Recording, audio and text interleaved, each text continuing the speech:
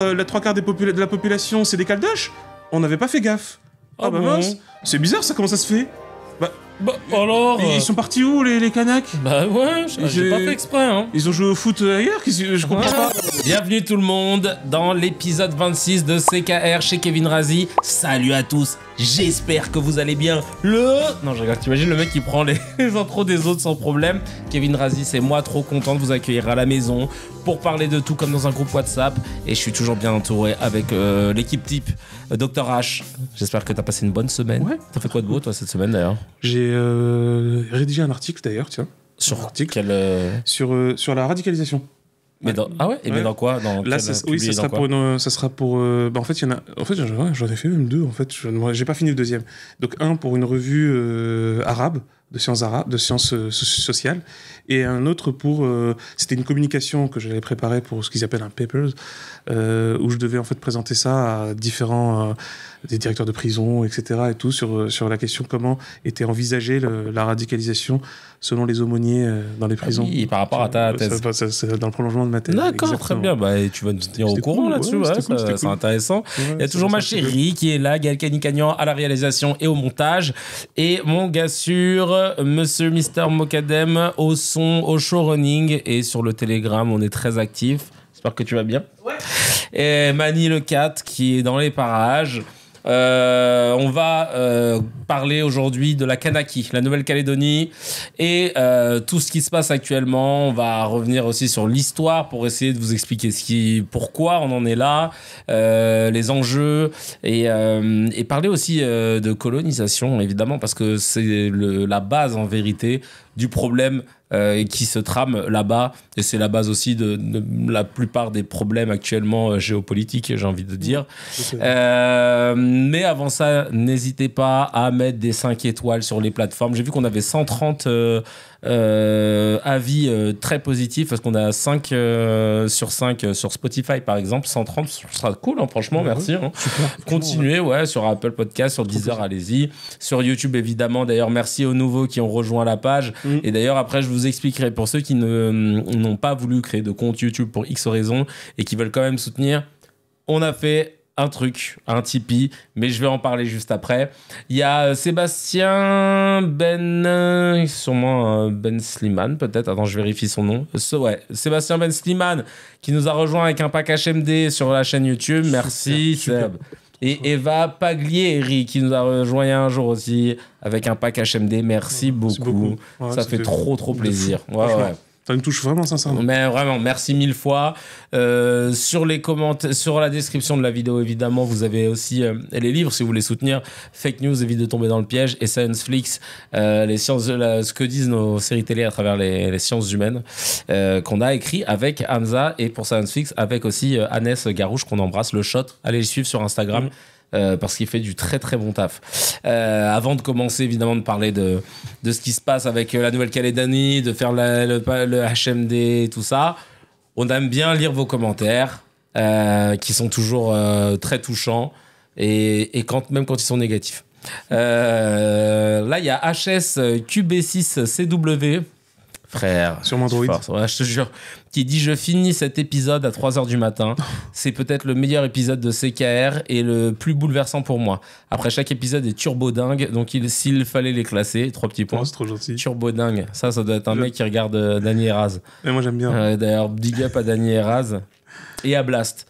Et continuez comme ça, s'il vous plaît. Force à vous deux et à toute l'équipe. Et bonheur à tous, évidemment. Merci beaucoup. Ça nous donne vraiment de la force. Moi, j'adore ça. Ouais. Moi, honnêtement, c'est le genre de... C'est pour ça qu'on fait ça. Voilà, c'est ça. Parce que pour l'instant, c'est un plaisir de le faire. On ne dégage pas de salaire, on ne dégage pas d'argent. Donc, du tout. Clairement, là, c'est un kiff d'avoir juste ce petit retour. Donc, n'hésitez pas à mettre vos commentaires. Je vous jure, ça fait plaisir. Ouais, c'est pas que pour l'algo, c'est bien pour l'algo. C'est bien pour l'algo. C'est clair. Mais surtout, on sent que, c'est bon, on a touché le bon truc. Ouais, voilà. On a parlé de ça, c'était clair, on a été clair et tout. Donc, trop bien. Et idem, d'ailleurs, sur le Telegram de l'émission, n'hésitez pas, il y a le lien aussi. Si vous voulez réagir aux news qu'on va potentiellement traiter, etc. Allez-y. Partagez. Il y a J Ghost qui dit encore une fois merci Kev et Dr H pour ces poulets. Vous êtes les goats que vous pensez être. On pensait pas, mais en tout cas, merci beaucoup pour le poulet. C'est trop mignon. Dejid 7192 qui dit bonjour, c'est bon, je monte dans le train, Kevin. Je découvre ta chaîne un peu par hasard. Je suis bon pour bouffer du podcast. J'ai du retard. Merci pour la réinformation. Keep going. Ah bah ça fait plaisir. Il mieux vaut tard que jamais. Ah mais j'adore ça. Nous là, on est au début, donc vraiment là, tu montes dans le train, t'es à la première station, donc c'est parfait. Excellent. Il y a Cody Bra Gamers qui dit je commence à avoir la sensation que c'est trop court. Vous voulez pas allonger le format genre à 4-5 heures? Moi qui n'appréciais pas forcément Kevin, je suis agréablement surpris. Je kiffe cette émission depuis plusieurs semaines. Hamza, toujours des masterclass. Et bon, merci. Franchement, merci. Les gens qui redécouvrent. OSSBSS qui dit masterclass, Hamza est juste magistral. On ne se rend pas compte de l'importance de l'histoire pour comprendre notre quotidien. Je me suis retrouvé à faire des recherches sur les Maghrébins envoyés au Vietnam. Encore merci Kevin pour ton émission. J'aime les mardis maintenant. Oh, c'est trop bien, c'est trop mignon. Ouais, comme à l'ancienne, le mardi c'est permis. Tu vois, nous c'est ça. C'est trop touchant. Ah ouais. J'ai quoi? J'ai encore Xavier Hobart qui dit salut l'équipe, je suis votre émission depuis le début. Je suis tombé dessus par hasard, algorithmique, vu que je regardais déjà Rendez-vous avec KR. J'aime beaucoup ce format, à la cool, les sujets sont évoqués sous un angle assez neutre, même si on sent quand même un parti pris humaniste, islamo-gauchiste selon la propagande gouvernementale. Sur ce sujet de la colonisation, en tant que Martiniquais et compte tenu de l'actualité en Nouvelle-Calédonie, je souscris entièrement aux propos du Dr H. Merci. Merci beaucoup. Ça fait plaisir. Ouais, trop bien. Sonia qui dit épisode au top comme d'habitude et bon courage pour les gouttières. Moi aussi, ça fait 2 semaines que j'en porte. Merci beaucoup. Écoute, ça va. On s'y fait. C'est plus sur scène que c'est dur quand je pousse un peu. Ouais. Mais pour l'instant, j'ai pas eu de retour, donc tant mieux. Fatou qui dit bonjour. D'ailleurs, le docteur Chouker, Jamil Chouker, aimerait venir faire une émission avec nous pour nous parler des dents. On fera pour les émissions spéciales qu'on a prévues pour cet été. Avec grand plaisir. Les dents de la mer. Et puis... Ouais, voilà, c'est ça. De toute façon, Hamza, il va nous dire. Alors, c'est très intéressant, les dents, parce que tu sais qu'à l'origine, il y a un livre dessus. Un livre d'Emmanuel Todd que je vous conseille vraiment sur les dents. Il y a Fato qui dit bonjour, je viens de découvrir votre nouveau format, j'aime beaucoup. J'ai apprécié en apprendre plus sur le contexte colonial et son impact sur le Vietnam, qui est un pays que j'affectionne particulièrement. Belle continuation. Merci beaucoup. C'est ça trop fait bien. trop plaisir. Ouais. Merci 1000 fois. Ouais, alors, là, il fallait que je vous parle de cette nouvelle manière de pouvoir nous soutenir. Si vous aimez notre travail, si vous voulez voir encore plus d'épisodes et nous permettre de pouvoir continuer, parce que sachez que CKR, c'est un format hebdomadaire qui sort tous les mardis soirs à 19h, vous le savez, une discussion entre Dr H et moi-même, et donc pour ça il y a toute une petite équipe, hein, on est 4, je les cite chaque épisode, avec Mani on va dire 5, et en fait nous on aimerait être peut-être le seul podcast qui est là toute l'année, tout le temps, sans interruption, c'est-à-dire 52 épisodes par an. Que vous soyez en vacances d'été ou pas, jour férié ou pas, il y a toujours un épisode de CKR. Et même à terme, pouvoir en avoir, même en faire plusieurs, faire des lives, pouvoir aussi tourner dans des studios autres que mon salon. Peut-être que donc on sera plus, ça se rappellera pas chez Kevin Razi, le nouveau podcast. Pas PCKR, mais l'idée c'est de vraiment développer et puis aussi pouvoir peut-être même proposer après d'autres contenus, d'autres émissions, etc. Et pour ça, il y en a qui voulaient nous suivre, mais qui ne voulaient pas donner d'argent à YouTube, et notamment à Google, du coup, et qui nous disaient pourquoi vous ne faites pas un Tipeee, ouais. C'est chose faite. Le Tipeee de CKR existe. Il est en lien dans la description. Je le balancerai sur Insta, etc. C'est un Tipeee très simple. Hein, pour ceux qui ne connaissent pas Tipeee, ça vient du mot tips, qui veut dire pourboire. Vous donnez ce que vous pouvez. Ça, je ne savais même pas. Ah, d'accord. Et ben, ça vient de là. Et okay. Vous donnez ce que vous voulez. Ce que vous voulez, ce que vous pouvez. Si vous voulez soutenir, il y a des dons mensuels. Tu peux donner 1 euro par mois, par exemple, 5 euros par mois. Ou alors, tu peux faire des one-shots, des ponctuels de temps en temps, quand tu as. Et je vous jure que ça va changer la donne parce que nous, on n'a pas de sponsor. Je ne vous cacherai pas qu'on... À part Ben & Jerry's, parce qu'on aime bien leur ligne éditoriale sur les réseaux, on cherche pas non plus à en avoir parce qu'on n'a pas envie d'être bridé le jour où on va aborder un certain sujet. Moi, j'aurais kiffé avoir comme sponsor Mercedes-Benz. Mais si on commence après à parler de... Oui, on aurait kiffé. Ouais. Mais si on commence après à parler d'automobile, etc., et que ça va pas dans leur sens, après, tu as un coup de fil, bah attention, dans votre contrat, vous n'avez pas le droit de dénigrer, machin. Donc, flemme. Donc, et idem après, tu vois, bon, par exemple, comme quand j'ai fait la pub pour SFR récemment, il y en a plein qui ont dit ouais, SFR, Drahi 24, tu cautionnes Drahi, machin. Non, pas du tout. Du tout, non. C'est SFR le téléphone. Sachant demain qu'il l'a sûrement vendu, il me semble, SFR. Hein. Pas encore. Je sais pas si c'est encore fait, ouais, c'est pas encore fait, mais. Non. Mais bon, voilà, c'est dans. Ce que je veux dire par là, c'est qu'effectivement, quand tu fais de la pub pour une marque, tu as un contrat qui te demande pendant X temps de ne pas faire de pub, par exemple pour Bouygues ou Orange, et surtout de ne pas dénigrer la marque avec laquelle tu as bossé, ce qui semble logique. Mais aucunement dans mon contrat, je l'ai relu, de lignes où je n'ai pas le droit de dire des choses sur Patrick Drahi et sur sa gestion de merde de ses entreprises, et sur le fait qu'il doit des milliards d'euros à la France et qu'il fait de l'évasion fiscale, et que c'est un gars qui vit et qui dort sur ses deux oreilles avec des milliards de dettes, alors que toi, à moins 800, c'est pas bien. Milliards, là, je crois, de dettes. Non, ça. Mais et il vit bien. Comment on fait une dette à 60 milliards ? Il y a quelqu'un, je sais plus qui c'était. Qui fait ça ? Il y a quelqu'un qui disait, à part un état, je comprends pas. C'est un truc de fou. Il y a quelqu'un qui disait, quand tu dois 1000 euros, quand tu as découvert de 1000 euros à ta banque, c'est toi qui dors mal. Oui. Mais quand tu as découvert de 60 milliards, c'est la banque qui dort mal. Ouais, hein, c'est beau, hein. Mais je veux. Moi, j'aime bien cette histoire de dodo, là. Un petit découvert entre 10 et 60 milliards. Moi, j'ai une petite marge, je sais ce que je peux faire. Un truc de ça ouf. m'intéresse. Donc voilà, tout ça pour dire que nous, on aime cette indépendance. On a envie de parler de tout. Et je pense que c'est même jouissif pour vous de voir des gens qui parlent librement, surtout par les temps qui courent, où la parole, notamment dans l'espace médiatique, est totalement restreinte. On va pas se mentir, hein, force à Guillaume Meurice et consorts. Donc c'est pour ça. On n'a pas passé la seconde. Et on n'a pas passé la seconde, sachez-le. Donc on compte sur vous pour soutenir sur le Tipeee. Voilà, le message est passé. On passe tout de suite à une double news HMD. Les news HMD. Et ouais, les news Hamdoulillah. Alors, on a quoi dans les news Hamdoulillah ? On a... Ah, la première, elle est trop bien. Les news Hamdoulillah, c'est les news où quand on les lit, on est content, on se dit « Ah, Hamdoulillah ». Damien Rieu. Il est chez Reconquête, lui ? Ah, je pensais qu'il était juste activiste extrême droite, mais qu'il n'était pas encarté. Damien Rieu, donc, c'est c'est quelqu'un d'extrême droite, Reconquête, qui a été condamné à 8 mois de prison avec sursis et 4 000 € d'amende pour cyberharcèlement envers une ancienne journaliste de RTL, Sarah Frick. Donc, 8 mois de prison avec sursis, ça signifie que c'est un délinquant. Ouais. Voilà, il a été condamné par un tribunal correctionnel. Il a donc été reconnu coupable. Évidemment, je présume qu'il va sûrement faire appel, mais qu'il faut qu'il fasse attention, hein, parce que peut-être qu'il va pas le faire, parce qu'il pourrait prendre plus. Hein.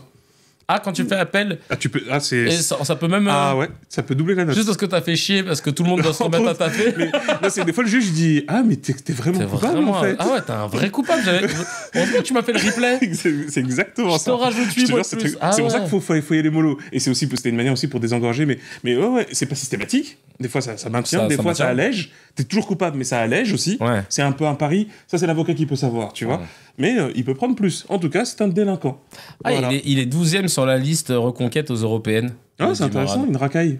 Bah ouais, c'est ça, un délinquant, une racaille sur une liste. C'est ça qu'on dit. C'est bizarre, en plus, qui va être payé par des deniers publics. Voilà. Bah ouais, nous, la racaille, d'habitude, on n'aime pas ça. Ouais, on dit que c'est pas bien. Bah alors ah ouais, trop bizarre. Bah j'espère bien qu'ils vont pas le garder sur la liste. Ils vont faire le même score que pour les législatives. C'est-à-dire rien. Ouais, grave. Donc, ah oui, Reconquête, la vieille liste. Non, mais écoute, on verra bien. Ils sont à 0,5, c'est ça? Non, 5,5% d'intention, il nous dit Mourad. D'intention? Ils sont géniaux, les sondages. Magnifique. On se rend compte quand même que Mourad, il préfère nous parler en écrivant sur l'ordi que de prendre la parole. Il veut vraiment pas parler. Attention, il y a le feu. Je me suis déjà enfui. Vous devriez faire gaffe, derrière, il y a de la fumée. Je me suis déjà enfui. Je suis déjà chez moi. Il est trop discret, ce mec. Deuxième news, Hamdoulillah, Islam Merabet, un Algérien de 24 ans, sans papier, depuis 2 ans, n'a pas hésité à risquer sa vie pour secourir un homme qui voulait mettre fin à ses jours en sautant sur les rails du métro de la ligne 6 dans le 14e arrondissement de Paris. Chose qui arrive plus souvent qu'on le pense. En plus. C'est les fameux accidents de personnes. Ah, ouais, dans les incidents voyageurs. Incidents voyageurs, oui, ils ont changé, c'est vrai, incidents de voyageurs. Longtemps, j'ai pas pris le métro, tiens. Donc, il a crié « Je veux mourir, je veux mourir ». Et le gars l'a ceinturé pour le remonter avant que l'homme ne s'échappe et ne court en direction du métro qui arrivait à pleine vitesse. Islam l'a rattrapé et réussi à le sauver. Le courant passe à une tension de 750 volts, a déclaré à la RATP, surprise de le voir toujours vivant. Oui, Oui, c'est vrai, on m'a toujours dit ça, qu'il faut surtout pas aller sur les rails. Il y a certaines lignes, la ligne 6 exactement, où le jus, l'électricité passe par les rails. Oui, parce qu'il y en a, en fait, les rails... Ouais, c'est ça, parce qu'il y en a, les rails, en fait, elles sont... C'est juste pour que les roues circulent. C'est ça. Il y en a d'autres, il y a vraiment c'est là où le courant passe. C'est super dangereux. Sinon, c'est au-dessus. Exactement. Dans mes souvenirs, c'est ça. C'est très dangereux, c'est vrai, en fait. Ah, donc en fait, même si tu tombes sans faire exprès, t'es mal, en fait, tu vois. Putain, c'est chaud. Il y en a qui descendent parfois pour récupérer leur téléphone. Ouais, faut pas. Laisse le téléphone. Laisse. Dis, c'est pas grave. Moi, j'ai vu quelqu'un qui avait fait ça. Tout de suite. J'avais fait ça à Croix de Berny, la RERB. Il y a quelqu'un qui avait fait ça. Ah, on était ensemble? Et il était allé récupérer son téléphone. Il y a un gars qui lui fait: monsieur, vous n'allez pas faire ça? Il fait: ah, si, moi je laisse pas mon téléphone. Non, monsieur, non. Ouais. Mais après le RER, je pense que peut-être que pour le coup, c'est là-haut, je crois. Moi, j'étais sur la ligne 2. Il y avait, il y a une station, mais il me semble que c'est celle de Barbès. Il y a une station qui est en courbe. Donc il y a un décalage en fait entre la rame et tu vois le quai quoi. Le quai. Sûr. Et en fait, il y avait tellement de monde qu'au lieu d'avancer tout droit, je rentre en crabe sur le côté. Ouais. Mais sauf qu'en faisant ça, j'avais pas du tout vu le décalage. Tu sais, je tombe. Non. Putain, en mode, vraiment, je tombe dans le métro et tu voyais les gens. Il y avait la foule comme ça. Tout le monde faisait oh. Mais tout le monde était choqué en mode ils allaient rien faire. Et moi, que ce que je vois les pieds des gens. Vraiment, je vois les pieds des gens, je comprends que dalle. Et là, t'es tombé les deux pieds. Entièrement. J'étais aspiré. Ah ouais, vraiment. Et là, en fait, je vois, il y a un grand Renoir, il m'attrape le bras, mais avec un seul bras. Il me relève et il me remet dans le métro. Moi, je comprends rien. Et je fais mais merci. T'as même pas eu le temps de paniquer, toi. Oui, j'ai rien compris. Et t'as des gens qui ont applaudi et tout. Tu fais ah, c'était chaud quand même, ça sonnait en plus. Oh, c'était chaud. Ah putain. Le métro, il y a une histoire de fou quand même dans le métro. Faites attention les gens. Ouais, faites attention dans le métro. Il y a des stations comme ça, notamment même sur le RER, sur le cité universitaire par exemple, c'est en courbe. Et il faut déjà c'est haut et en fait quand tu descends du train et comme c'est en courbe, effectivement, t'as un décalage entre la rame et le quai. Faut faire super attention. Moi tout à l'heure j'ai vu ça quand j'étais à Gare du Nord. T'as deux personnes qui se sont pris alors c'était une nana avec une poussette en descendant, la roue s'est prise dans le truc. Mais après tout le monde l'a aidé. Ah oui, puis attends, on en parle de la mobilité dans les transports. Et juste, c'est marrant que tu dis ça, j'en viens. Juste après cette nana qui descend, un mec en fauteuil roulant. Et pareil, les trucs qui... Et finalement... pareil, moi je croyais qu'il était accompagné parce que je voyais il y avait un Renoir justement qui était derrière lui, qui l'a aidé, qui l'a relevé, machin là. Puis après je vois le Renoir partir, le mec il était seul tout. Et en fait, le mec il avait les mains atrophiées, donc en fait il peut pas faire ça. Donc il l'avançait avec la pointe de ses pieds, trop bizarre sur son siège. Et je l'ai vu aller en direction de ce qu'il pensait être un ascenseur, puis il y avait pas. Et puis le mec il se disait putain mais il y a où des ascenseurs sur le quai de la... parce qu'il peut même pas faire comme ça. Non mais c'est ouf. Et c'est par contre j'ai vu effectivement la solidarité. Les gens aiment bien se moquer de Gare du Nord en disant qu'effectivement il y a beaucoup, on est peu en France, il y a que des Africains machin. Je peux vous dire qu'une solidarité t'as peur parce que là tous les gens ne se connaissaient pas. J'ai vu une Asiate aider à porter la poussette avec un Renoir. Après l'autre Renoir qui arrive, qui porte le gars. Je croyais que c'était son tuteur. Rien à voir. Il est parti juste après. Je suis putain franchement c'est beau. Et donc l'Algérien a été hospitalisé. Puis est sorti récemment après s'être blessé sur le bord du quai. Voilà. Donc, force à lui, en tout cas. Bravo à Islam. Mais il a été sauvé par l'islam. C'est drôle, ça. Oh, c'est drôle, ça. Ah bon, on attend que Pascal Pro fasse son édito. La France, terrible, qui se fait sauver par un islam qui a un OQTF, qui devrait plus être là, mais qui est resté. Bon, il l'a sauvé, la même intensité. Mais à votre avis, pourquoi il l'a sauvé? Est-ce que ce serait pas pour avoir plus facilement des papiers? Non, mais je pose la question. Ou introduire des punaises de lit.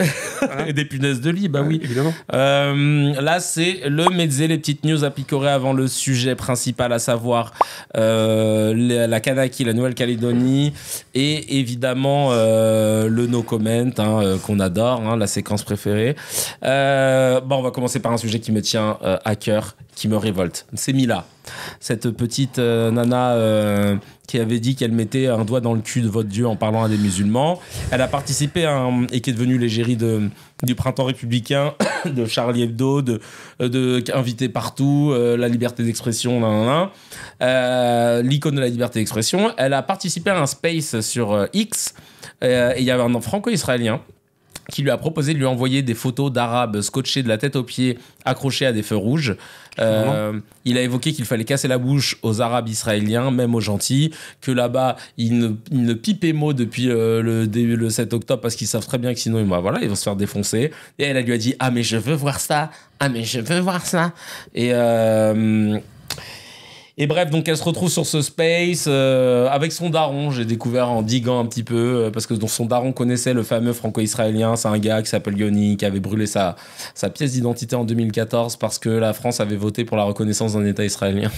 Palestinien Palestinien, ouais. Ouais, forcément. Forcément, le mec a brûlé. Et bref, et Mila, toujours dans les bons coups, cette prêtresse de la liberté d'expression.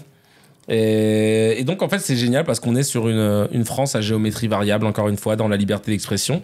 Elle a été défendue sur tous les plateaux télé alors qu'elle prêchait la haine.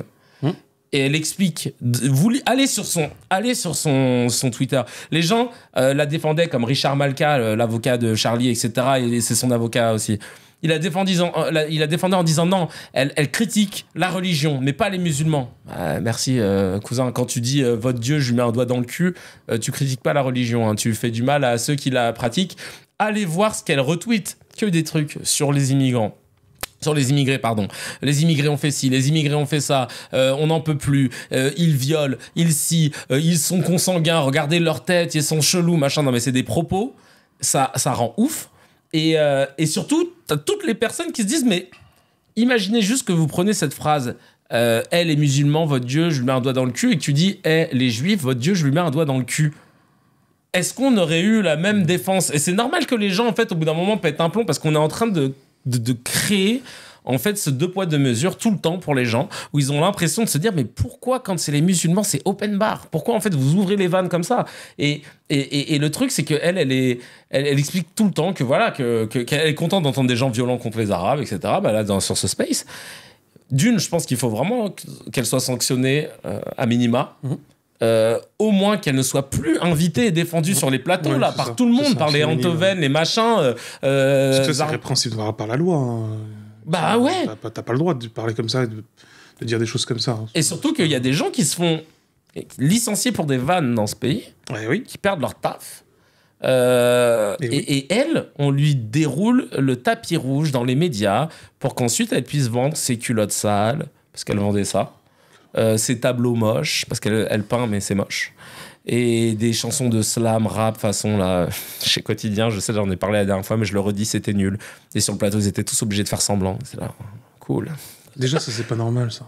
Déjà, tout ça, c'est pas normal. Je pense que dans aucun pays occidental, tu n'aurais eu une petite teubée qui a eu des propos islamophobes et qui aurait été érigée en truc. Jamais il l'aurait invité autant. Mais la France, encore une fois, fait exception dans la médiocrité médiatique pour se dire venez, on en fait une prêtresse de la liberté d'expression. Non, mais on marche sur la tête, vraiment.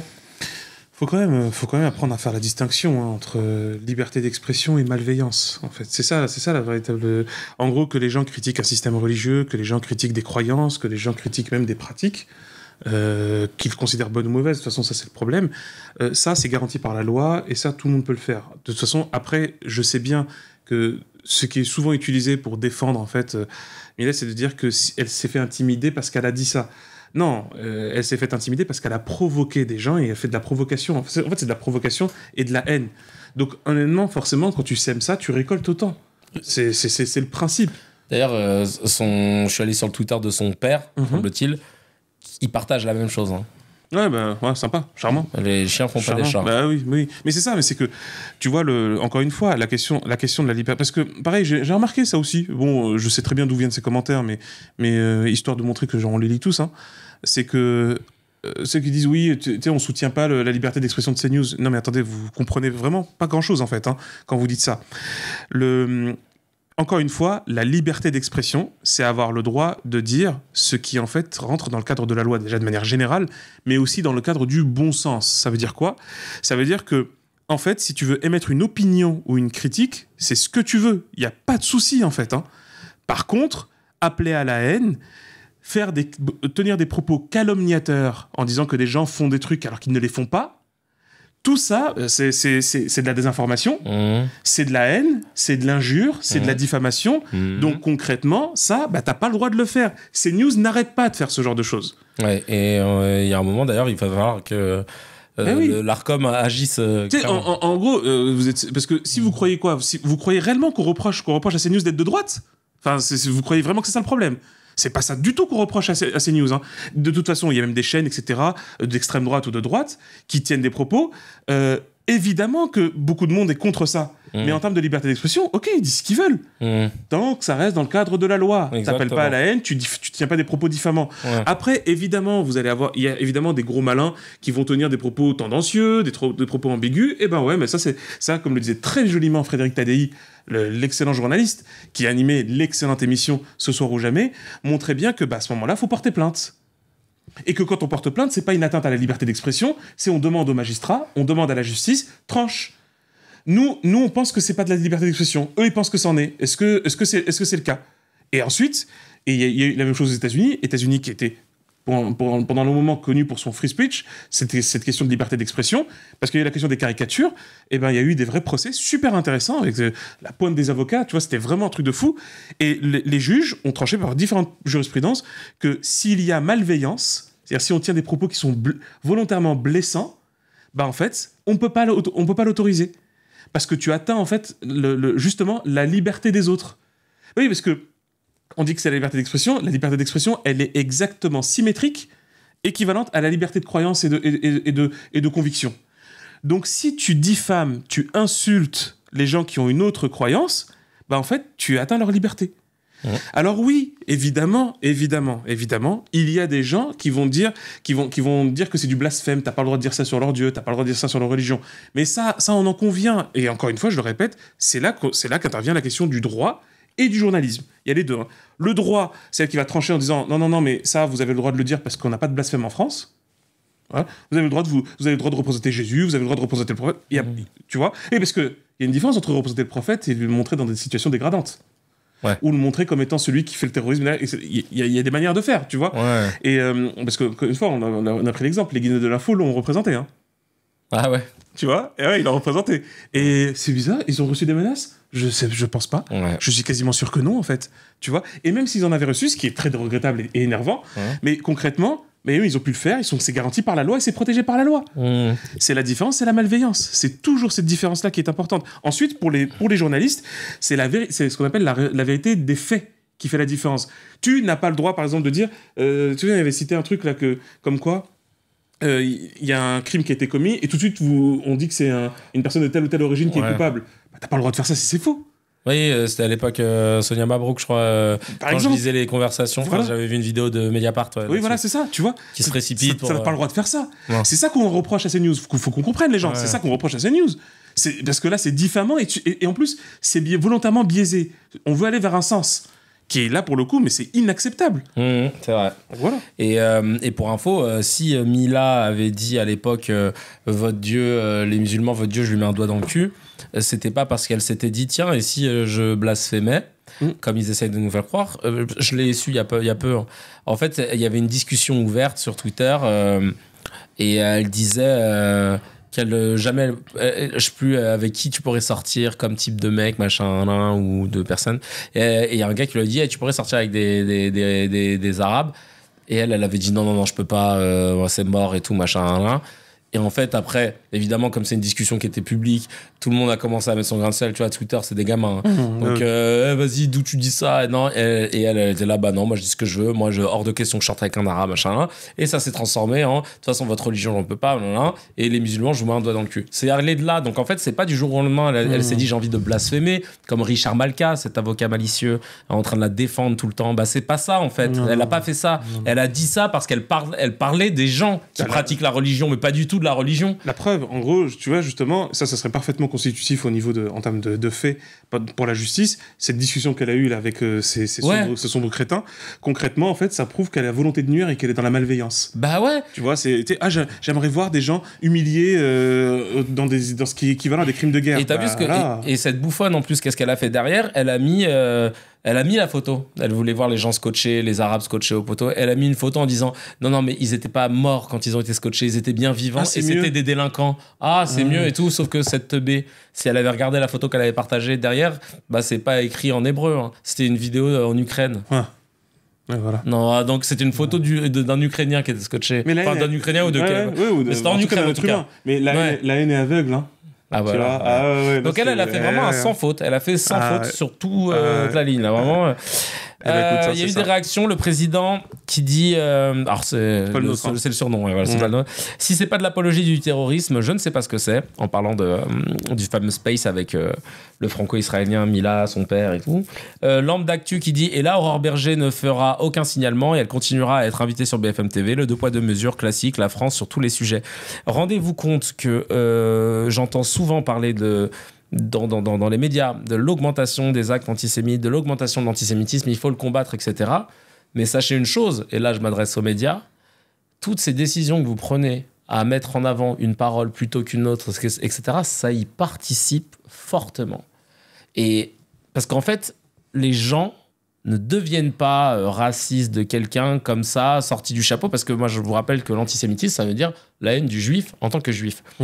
Là, on a une haine qui est en train de se monter. Vous montez les gens les uns contre les autres pour ce que Lampe d'actu vient de dire, ce 2 poids 2 mesures classique à la France. C'est-à-dire qu'on l'a intégré, de voir que ouvertement, quand il s'agit de discréditer, de diffamer sur les musulmans et sur l'islam, vous y allez à fond. Mais vous ne le ferez pas sur d'autres religions, et en l'occurrence sur le judaïsme. Et donc, résultat, vous vous dites, tiens, c'est bizarre, pourquoi les gens ils sont vénères et tout. Réfléchissez, en fait. Vous créez le mal que vous dénoncez en faisant ça. On ne lutte jamais contre une haine en alimentant une autre. Voilà, c'est un principe de base, hein, c'est évident. Et ça, vous pouvez le prendre de tous les côtés, vous n'avez aucune autre issue. Vous ne pouvez lutter contre une xénophobie en alimentant une autre xénophobie. Ça ne marche pas. Ça n'a jamais d'ailleurs marché. Et ça, en fait, désolé, mais les gens ne s'y trompent pas, ils le voient. Hein. Ça se voit de plus en plus, de toute façon. Si vous voulez réellement lutter contre l'antisémitisme, vous devez lutter contre toutes les formes de racisme. C'est la base, en fait, parce que c'est un problème de haine interpersonnelle qui est cultivé par tout un tas de phénomènes qui sont très bien documentés par la psychologie sociale, chose qu'on prend bien soin, par contre, de ne jamais inviter dans les plateaux de télé. Ah ouais. On n'invite jamais des psychologues sociaux sur cette question. On préfère inviter Antoven. Ouais, voilà, c'est des philosophes à 2 balles. Alors que littéralement, si on veut vraiment lutter, parce que c'est important et il faut le faire et c'est nécessaire, en fait, il y a des mécanismes qui ont été super bien étudiés et qui le sont très très bien documentés. Et quand on arrive à les étudier et les documenter, on perçoit les causes. Et quand on perçoit les causes, on sait comment intervenir sur ces causes-là. Ouais. Donc si on tient vraiment à lutter contre ça, au lieu de faire des égéries de personnes qui ont pas l'air d'être très connectées avec le monde réel et qui disent des xanneries, en fait, il faut inviter des personnes sensées qui vont expliquer, alors, comment on fait pour que ça s'arrête, pour que les gens arrêtent de penser des choses comme ça, pour que les gens arrêtent d'avoir des visions haineuses de l'autre, etc. Mais sauf que, actuellement, on fait pas ça. Donc, à un moment donné, on peut pas, comment dire, comme on dit, c'est la fameuse expression de, on déteste les conséquences de ce dont on chérit les causes. On peut pas faire ça. C'est quoi? C'est Dieu se rit, ça. Dieu se rit ou se moque des personnes qui détestent les conséquences dont ils chérissent les causes. Et en fin de compte, oui. C'est tout le problème. Ah non, mais franchement, bravo, bien vu. Tiens, on va parler du hashtag Blockout 2024. Hashtag qui a pris énormément d'ampleur, qui est parti des États-Unis. Le système, c'est quoi? Ça pousse à unfollow, voire plutôt bloquer les personnalités qui ne se sont pas exprimées sur la situation à Gaza. Certaines ont perdu beaucoup de followers sur Instagram. Et je vais vous faire la liste, c'est assez ouf parce que qui dit follower dit argent. Tout à fait, ça c'est le principe des influenceurs. Ouais. Kim Kardashian, elle a perdu 814 000 abonnés. Beyoncé, 700 000. Dwayne Johnson, The Rock, 397 000. Et Selena Gomez, 1 million. Waouh. Et alors, ils ont fait une liste, dans la liste française. J'ai eu chaud, je me suis dit, j'espère qu'il n'y a pas mon blaze. Et dans la liste française, il y a Cyril Hanouna et la quasi-totalité des chroniqueurs de TPMP, ainsi que l'émission elle-même. Vianney Ça, c'était gratuit. C'est bien, allez. Vianney. Hugo Clément. Putain, Hugo Clément, il a pas parlé. Ah ah. Attends, je pensais pas. En tout cas, ils l'ont mis. Il y avait pas assez de dauphins dans le. Ouais, grave. S'il n'y a pas un dauphin à Gaza, c'est mort. Ou un teckel, ou on sait pas. Il y a un dauphin qui a été touché dans les frappes. Ah bah non, ça me regarde pas. Il y avait des chiens aussi qui ont touché des chats. Mais ouais, c'est ça. Non, mais lui, en tout cas, il en parlera au prochain congrès du RN, comme il adore aller parler là-bas. Nabila, Jamel Debbouze. Jamel, c'est chaud. Hein. C'est vrai que ça fait longtemps que les gens l'attendent au tournant. Machin. Jamel, c'est chaud. C'est vrai que ça fait longtemps. Hugo décrypte. Bah, Hugo, il décrypte. Ouais, donc... Tout est dans le place, les gars. Il décrypte. Tout est dans le place, à lui. Il ne demandait pas plus que ça. Coup, et ça a été dans les premiers à décrypter la situation là-bas. Hein. Voilà. Mais il ne pourra pas prendre position parce qu'il a une. Il décrypte. Il essaye juste d'être sur des faits. Franchement, enlever le lui. Kylian Mbappé, Samzira. Oh, Samzira, frère. Il a qui est cette personne? C'est un gars qui commente la télé-réalité, je sais pas pourquoi. Il l'attend de tournant. Ouais, je ne sais même pas qui est. Voilà, ouais, tu vois je sais pas, ouais. C'est marrant. Léa Salamé. Ouais, bah, elle est journaliste, elle, après. Je sais pas. Ouais. Sébastien Coé, il est dans une sauce avec les agressions sexuelles. J'ai pas envie, de toute façon. Là, il est en train de me dire, les gars, je suis dans une sauce. On n'a pas trop besoin. On n'a pas trop besoin. Ouais, garde tes trucs. Le frère, il va commencer à. Après, si vous le voulez bloquer pour autre chose, je suis d'accord. Ah, MeToo, hashtag on est au show. Ouais, bien sûr, ça. Ça faudra le faire, tiens. Ouais. Note pour plus tard. Blackout. MeToo. Les MeToo. Fusion. Allez, pour le. Bon, là, lui, il y a d'autres chats, j'avoue. Là, il est dans une sauce. Je sais pas si vous avez envie d'avoir un soutien comme celui-ci. Non, je crois pas du tout, genre. Thibaut InShape. Lui, il est sur le fil. Hein. On en parlait souvent. Il est un peu sur le fil à voir. Donc, en tout cas, je pense qu'il s'en tape le coquillage. M. Pokora. Ils l'ont mis lui aussi. Mais c'est le Hit Machine. Enfin, ouais, vraiment. Manon Tanti, c'est une influenceuse. Ok. Magali Berda, c'est la patronne des influenceuses. Mais je pense pas qu'elle parlera. Ouais. Et Raphaël Glucksmann. C'est une bonne question, ça. Glucksmann, lui qui a fait le taf à l'époque des Ouïghours. Ah bah alors. C'est parce que ça se dit pas Ouïghour. C'est quoi le problème? Je comprends pas.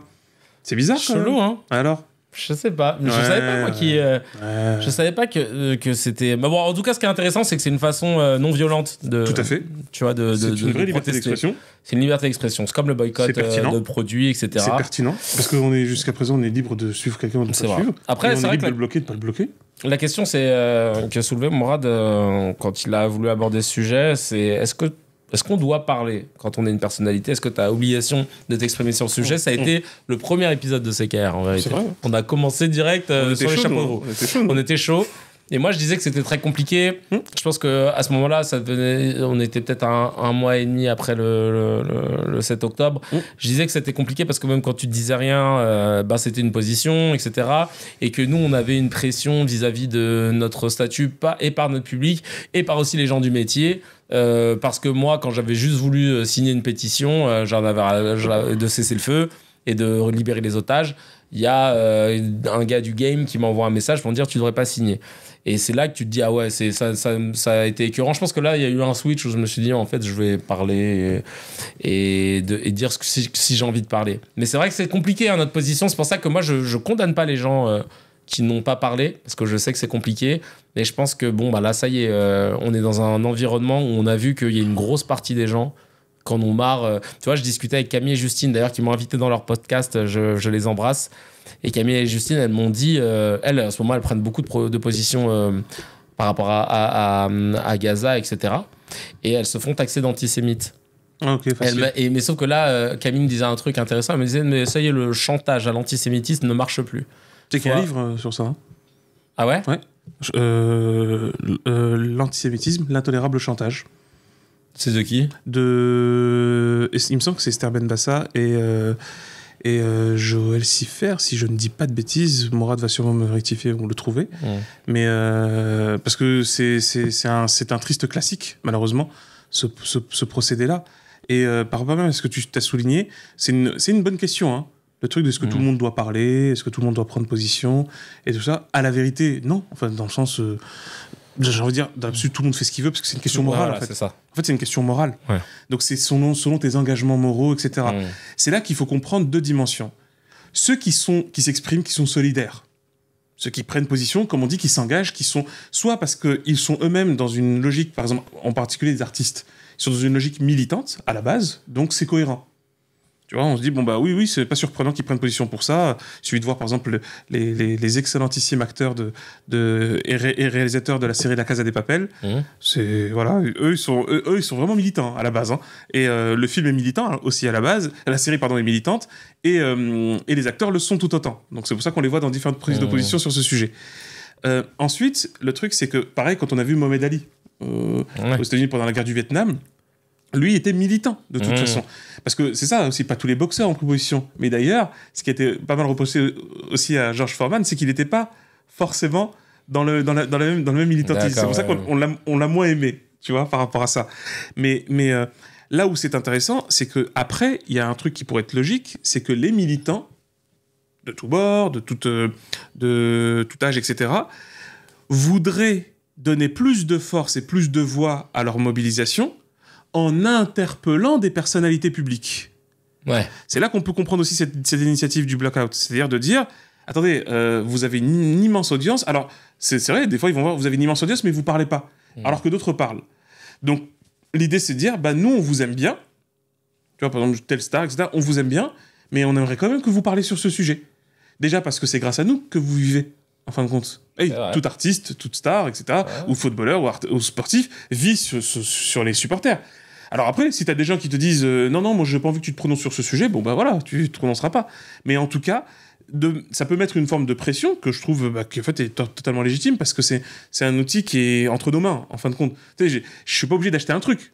Donc si je le boycotte, bah ça revient au même. C'est tout. Hein. Et si on est plusieurs à le faire, bah voilà, c'est qu'on est tous d'accord sur ça. Ouais, ça. Donc c'est de pousser en fait une personne influente pour dire bah prends position parce que là c'est grave. Là c'est important, là on a besoin d'entendre ta voix, tu vois, et s'il l'entend pas, bah sanction, dans le sens sanction morale, hein. C'est juste une sanction morale, hein, qu'on soit.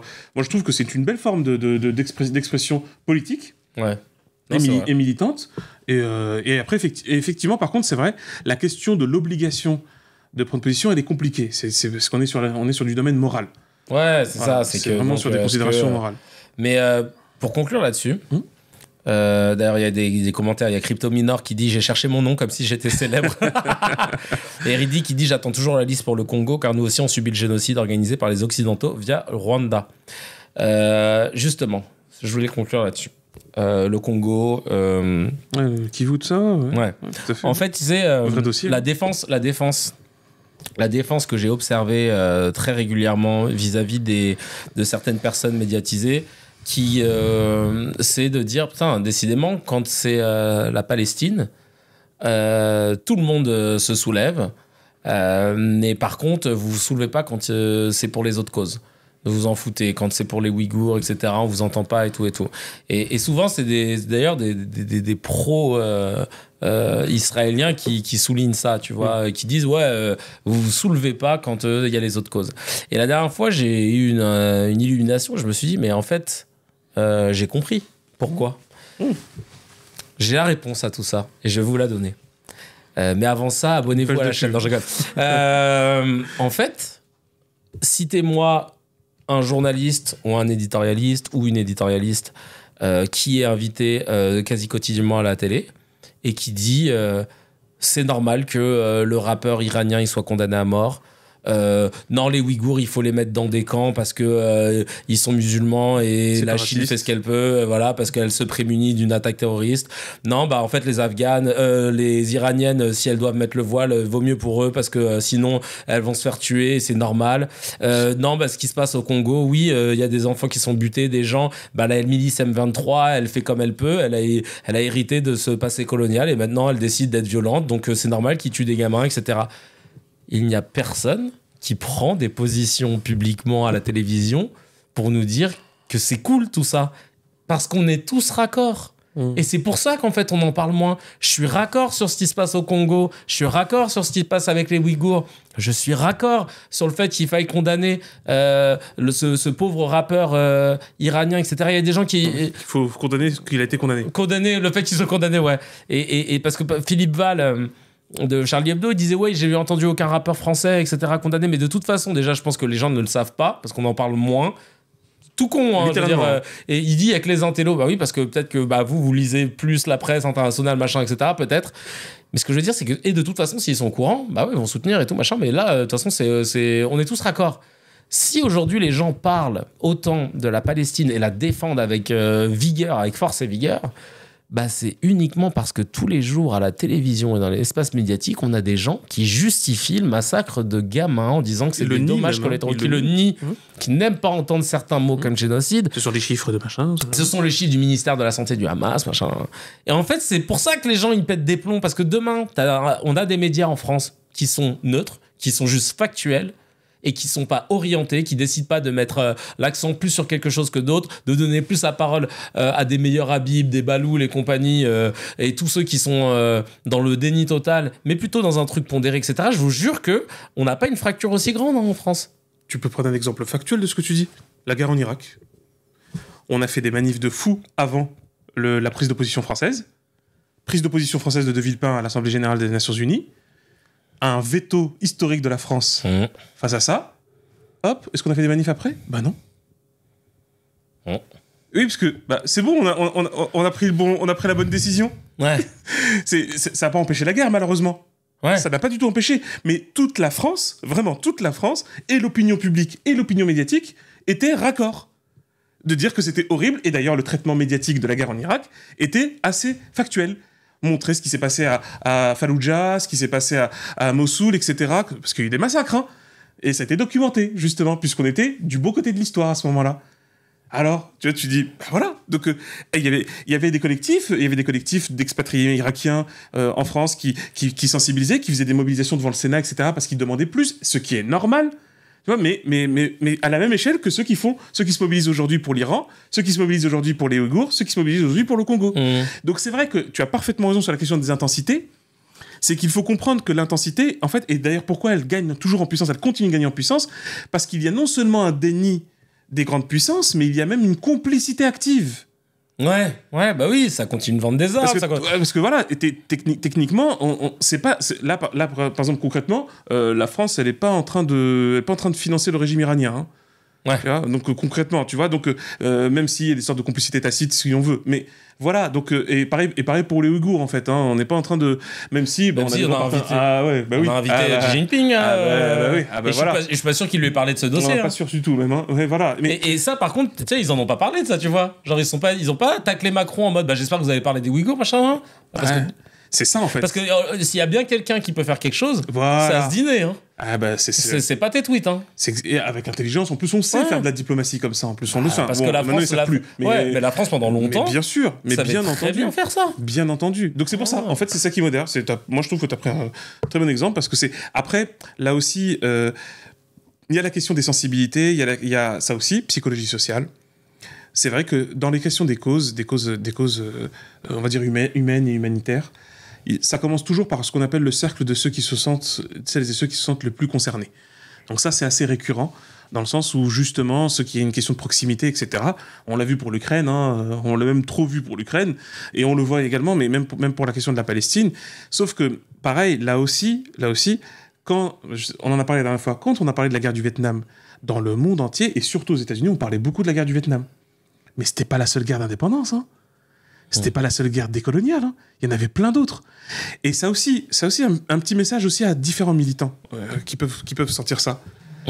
Quand on met une énergie de lutte pour une cause, on n'est pas en train d'effacer les autres, hein. Ouais, c'est important. Il faut le comprendre, ça aussi. Il faut bien comprendre ça. Si on peut, je voudrais qu'on lise un tout petit passage de 4 phrases. Ouais, de Fanon, on le fera après. On le fera après. De François Fanon sur ce sujet. Parce que je trouve que c'est trop bien dit et c'est essentiel. C'est ça qu'il ne faut pas perdre de vue.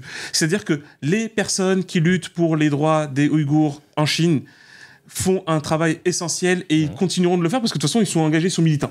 Voilà. Ouais. Lorsque nous battons pour d'autres causes, ça ne veut pas dire que nous nions la souffrance des Ouïghours. C'est le contraire même. C'est que, en fait, c'est la même mobilisation, c'est la même cause qui nous anime. Mais que, à un moment donné, en fait, j'ai envie de vous dire, je suis désolé de vous apprendre que malheureusement, l'horreur humaine et l'oppression et la domination, elle est multifacette. multivisage et multilocalisé. Donc oui, c'est compliqué. Je vous dis tout de suite, oui, c'est compliqué. Ça, c'est certain. Et qu'on n'a pas fini de lutter. Mais l'enjeu, c'est que nous sommes tous embarqués dans le même processus, pour peu qu'on veuille, évidemment, la fin de ça. On va très vite lire une dernière news et on va attaquer le no comment. C'est sur le chômage, le chômage d'un certain Ambroise Méjean. C'est le président des Jeunes avec Macron. Il est 20e sur la liste de Valérie Hayé, Renaissance. Et il déclare être au chômage pendant la période électorale et toucher 2500 € par mois de chômage dû. Beau chômage, dis donc. Pendant qu'il distribue des tracts pour les élections. Il faisait quoi avant d'être au chômage pour toucher le chômage? Ah, c'est mignon. Je peux te dire que pour avoir eu un chômage quasi similaire, c'est qu'il gagnait au moins 4000 et quelques euros par mois. On est bien d'accord. Hein. Ouais, donc, dis donc. Ça va pour toi, cousin. Tranquille. Hein. C'est cool, la vie. Hein. Voilà, donc, et en plus, les gens sont partis qui veulent durcir les conditions de chômage alors que la majorité des chômeurs sont dans la merde. Et là, on est littéralement en train de payer la campagne des macronistes. C'est une honte. Une honte sans nom. Et de toute façon, Macron va l'inviter un jour. De toute façon, pour discuter avec ça, parce que je suis sûr qu'il a hâte de nous parler de tous ces sujets. J'aimerais bien, moi, le coller sur certains sujets. Je veux voir à quel point... J'aime bien, moi, tester les mauvaises foi des gens. Tu sais, genre, tu colles le gars, tu lui donnes tout, hein, factuellement, évidemment. Le jour où on reçoit un politique ou un truc comme ça, enfin, déjà pas à la maison, mais on prépare les dossiers. Hein. Et juste, je voudrais voir à quel...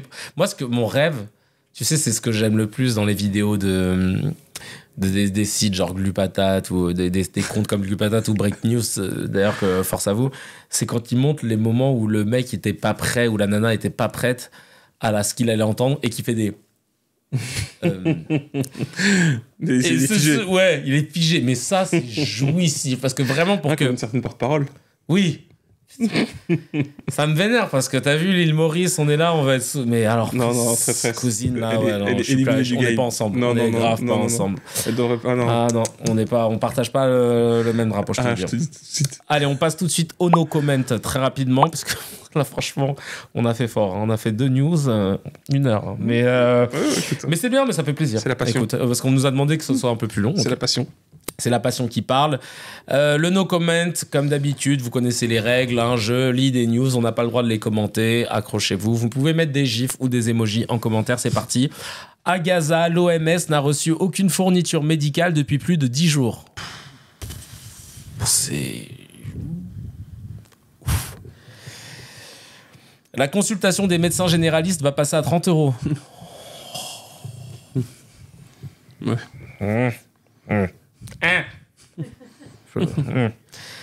Philippe Val a déclaré qu'il était islamophobe. Voilà, c'est tout.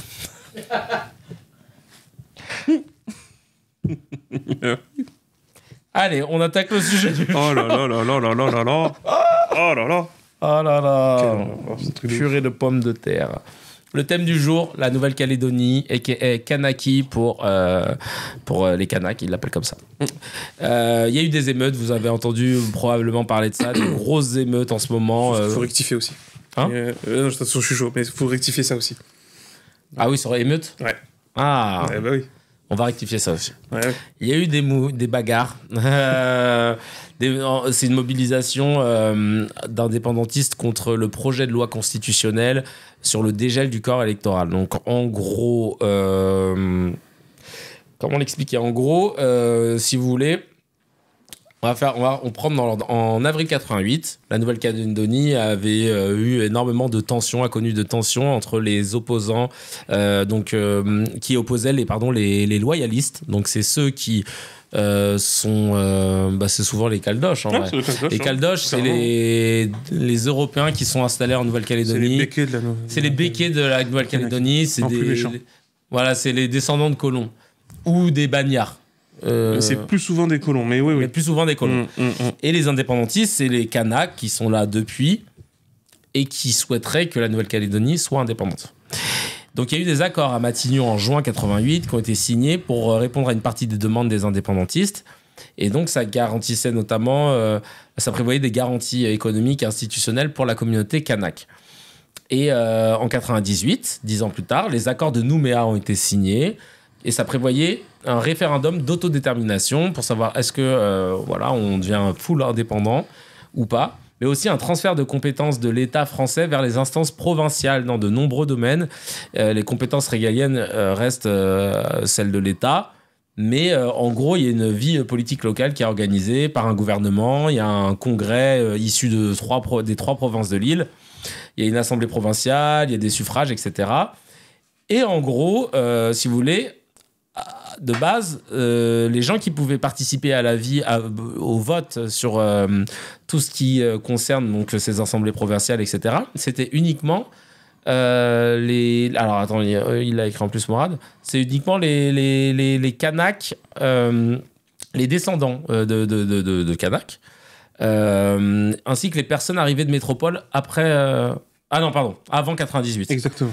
C'est-à-dire que tous ceux qui étaient arrivés en Nouvelle-Calédonie après 98 et une partie des natifs ne peuvent pas participer aux élections provinciales. Voilà. Et pourquoi ils ont demandé ça ? C'était pour s'assurer que ce soit toujours majoritairement des Kanaks qui puissent décider du sort de la vie courante en Nouvelle-Calédonie. Sauf que là, le gouvernement a décidé de faire voter a proposé à l'Assemblée une loi qui a été votée. C'est ça, c'était voté à 300 et quelques pour, 100 contre. Hein, ouais. Ah oui, bien. Il n'y a que la gauche qui n'a pas voté. Encore heureux, quoi. Et le projet de loi constitutionnelle, là, prévoit donc de dégeler ce système, de dégeler le corps électoral pour les élections au Congrès et aux assemblées de province. Donc, en gros, toute personne née ou domiciliée depuis au moins 10 ans en Nouvelle-Calédonie pourrait participer au vote. Donc, que ce soit des caldoches ou autre. Et selon les estimations du gouvernement, ce dégel ajouterait 25 000 personnes au corps électoral. Et en fait, donc c'est pas des autochtones. Et c'est pas des autochtones. Du tout. Et donc, du tout. Voilà ce qui se passe. Et ça crée une vraie bascule. Et ben, les indépendantistes, du coup, on le voit noir, quoi, parce qu'en fait, c'était pas ce qui était prévu, parce qu'à la base, on leur avait même prévu une espèce de décolonisation lente jusqu'à l'indépendantisation de l'île. La belle douille. Et sauf que là, en fait, ils sont douillés parce que c'est comme si finalement l'État français revenait encore plus sur ce qu'ils avaient promis, parce que maintenant, on va ouvrir le vote à des non-Kanaks. Et ça a une petite info qui a son importance, pardon. Darmanin, le ministre de l'Intérieur, il est conseillé par une députée de Nouvelle-Calédonie qui s'appelle Sarah Bakes, ouais. Et elle est caldoche. À fond les barres. Elle est caldoche. Attends, c'est pas Bakes. Ah, c'est Bakes. Avec un CQ, je crois. CQ. Ah, c'est CQ? Ouais, CQ. Et en fait, là, tu te dis... Oh merde, je l'ai plus. Je l'avais en plus tout à l'heure. On va retrouver. Et là, tu te dis, putain, déjà, le choix. Tu vois, le choix orienté. Pourquoi tu prends quelqu'un qui a un parti pris? Parce qu'elle est loyaliste. Et elle voulait ça. Donc, en fait, déjà, c'est pas bien. Mais ça, on dit long aussi sur la situation parce qu'il faut savoir, et une dernière chose, et je te laisse la parole après, Hamza, parce que j'ai hâte d'entendre ce que tu as à nous dire là-dessus. Il faut savoir que l'ONU a fait une liste des pays à décoloniser. Tout à fait. Des pays qui, selon eux, doivent être décolonisés. Et la Nouvelle-Calédonie en fait partie. À fond. Et ça, je trouve ça honteux pour la France. Et elle est intervenue plusieurs fois sur le sujet. Ah ouais? Ouais, je vais venir. Ouais. Non. D'ailleurs, c'est un peu même grâce à eux qu'on a pu avancer un peu sur certains dossiers, mais... Ah, c'est une vraie histoire, ça. Bah vas-y, je t'en prie, je te laisse la parole là-dessus. C'est une sacrée histoire. En tant que sociologue, raconte-nous un peu déjà... parce que tout ça, c'est une histoire déjà de décolonisation, de base. Ah, mais c'est carrément non seulement une histoire de colonisation, mais c'est un présent colonial. On est sur un présent colonial et sur une problématique de décolonisation. Et en fait, c'est ça, c'est que... Regarde, c'est super intéressant. On va faire les trucs en 3 étapes. Première étape, l'avant-Seconde Guerre mondiale, c'est-à-dire l'aube de cette colonisation. Ce qu'on appelle la présence européenne dans les provinces du Pacifique. Ok ? C'est hardcore. Je pose tout de suite un cadre important. Si vous ne l'avez pas eu l'occasion de le voir, je sais parfois, parce que c'est avec Disney+, malheureusement, mais après, il y a du streaming. André Lamoral ? Non. Shogun. Ah ouais. Faut regarder Shogun. Faut vraiment regarder Shogun. Ouais. Parce que Shogun, en fait, se base sur des récits, en fait, donc d'abord romancés, mais surtout historiques à l'origine. Et en fait, la série, et d'ailleurs qui va suivre une seconde saison, présente très bien la logique impériale et impérialiste qui s'étend dans toutes les côtes pacifiques, en fait. C'est-à-dire que, littéralement, ça c'est Baquès, c'est Sonia Baquès, c'est moi qui me suis trompé. Sonia Baquès, qui est présidente de l'Assemblée de la Province Sud. Et voilà, et qui du coup... Quelle horreur. Ouais. Donc, mais on va y venir, on va s'occuper de son cas. Donc concrètement, parce que regarde, tu vois, c'est super intéressant. Parce que pourquoi je vous dis de regarder Shogun, parce c'est bien, parce qu'il est mis en scène et tout, et vous pouvez le voir. La logique, en gros, le cadre de la série de Shogun qui va intéresser notre propos sur la Kanaki, c'est que l'Occident, l'Europe, arrive à une double situation, celle d'un immense développement industriel naissant et en fin de compte scientifique et technique par on va dire, si tu veux, la pression protestante. En gros, les protestants qui ont été au début persécutés vont finir par prendre quelques territoires où ils vont avoir un peu plus de pouvoir, comme l'Allemagne, les Pays-Bas, la Grande-Bretagne aussi avec l'anglicanisme, et les États-Unis. Mais surtout d'abord cette fameuse Europe protestante. Comme elle est dans cette logique protestante amène à une forme de surrationalisation, mais une rationalisation qui devient de plus en plus froide, vraiment froide et quasiment inhumaine, avec une vision aussi, c'est Dieu qui est avec nous toujours, pour tout le temps, etc. Donc, ils vont développer des moyens de manière très rigoureuse qui leur donnent, en fait, pour le dire clairement, un avantage technologique, en particulier dans la navigation. Okay ? Dans la navigation, dans l'armée, l'armement, etc. Et comme ils ont été lourdement persécutés et comment dirais-je, on va dire attaqués vraiment sauvagement par les catholiques, il y a une forme de grosse rancœur, tu vois. Donc là, on est 16e, 17e siècle, tu vois, on arrive même au 17e, 18e. Les catholiques, eux aussi, en fait, vont se développer, parce que c'est la fameuse contre-réforme catholique, vont se développer leur savoir, etc., et vont parvenir à développer des flottes impressionnantes. C'est l'Empire espagnol qui apparaît, l'Empire portugais qui apparaît, et l'Empire français, mais qui, lui, va être un petit peu... Parce qu'on a un truc qui chatouille, c'est la Révolution française qui va arriver dans pas longtemps, qui va rendre les choses un peu plus intéressantes pour nous. Mais les Portugais et les Espagnols, c'est parti. Ils partent à la conquête de la planète, avec une vision très nihiliste, bien méchante, voilà, qui est alimentée par des considérations d'abord et strictement économiques, puis ensuite politiques, et puis au final religieuses.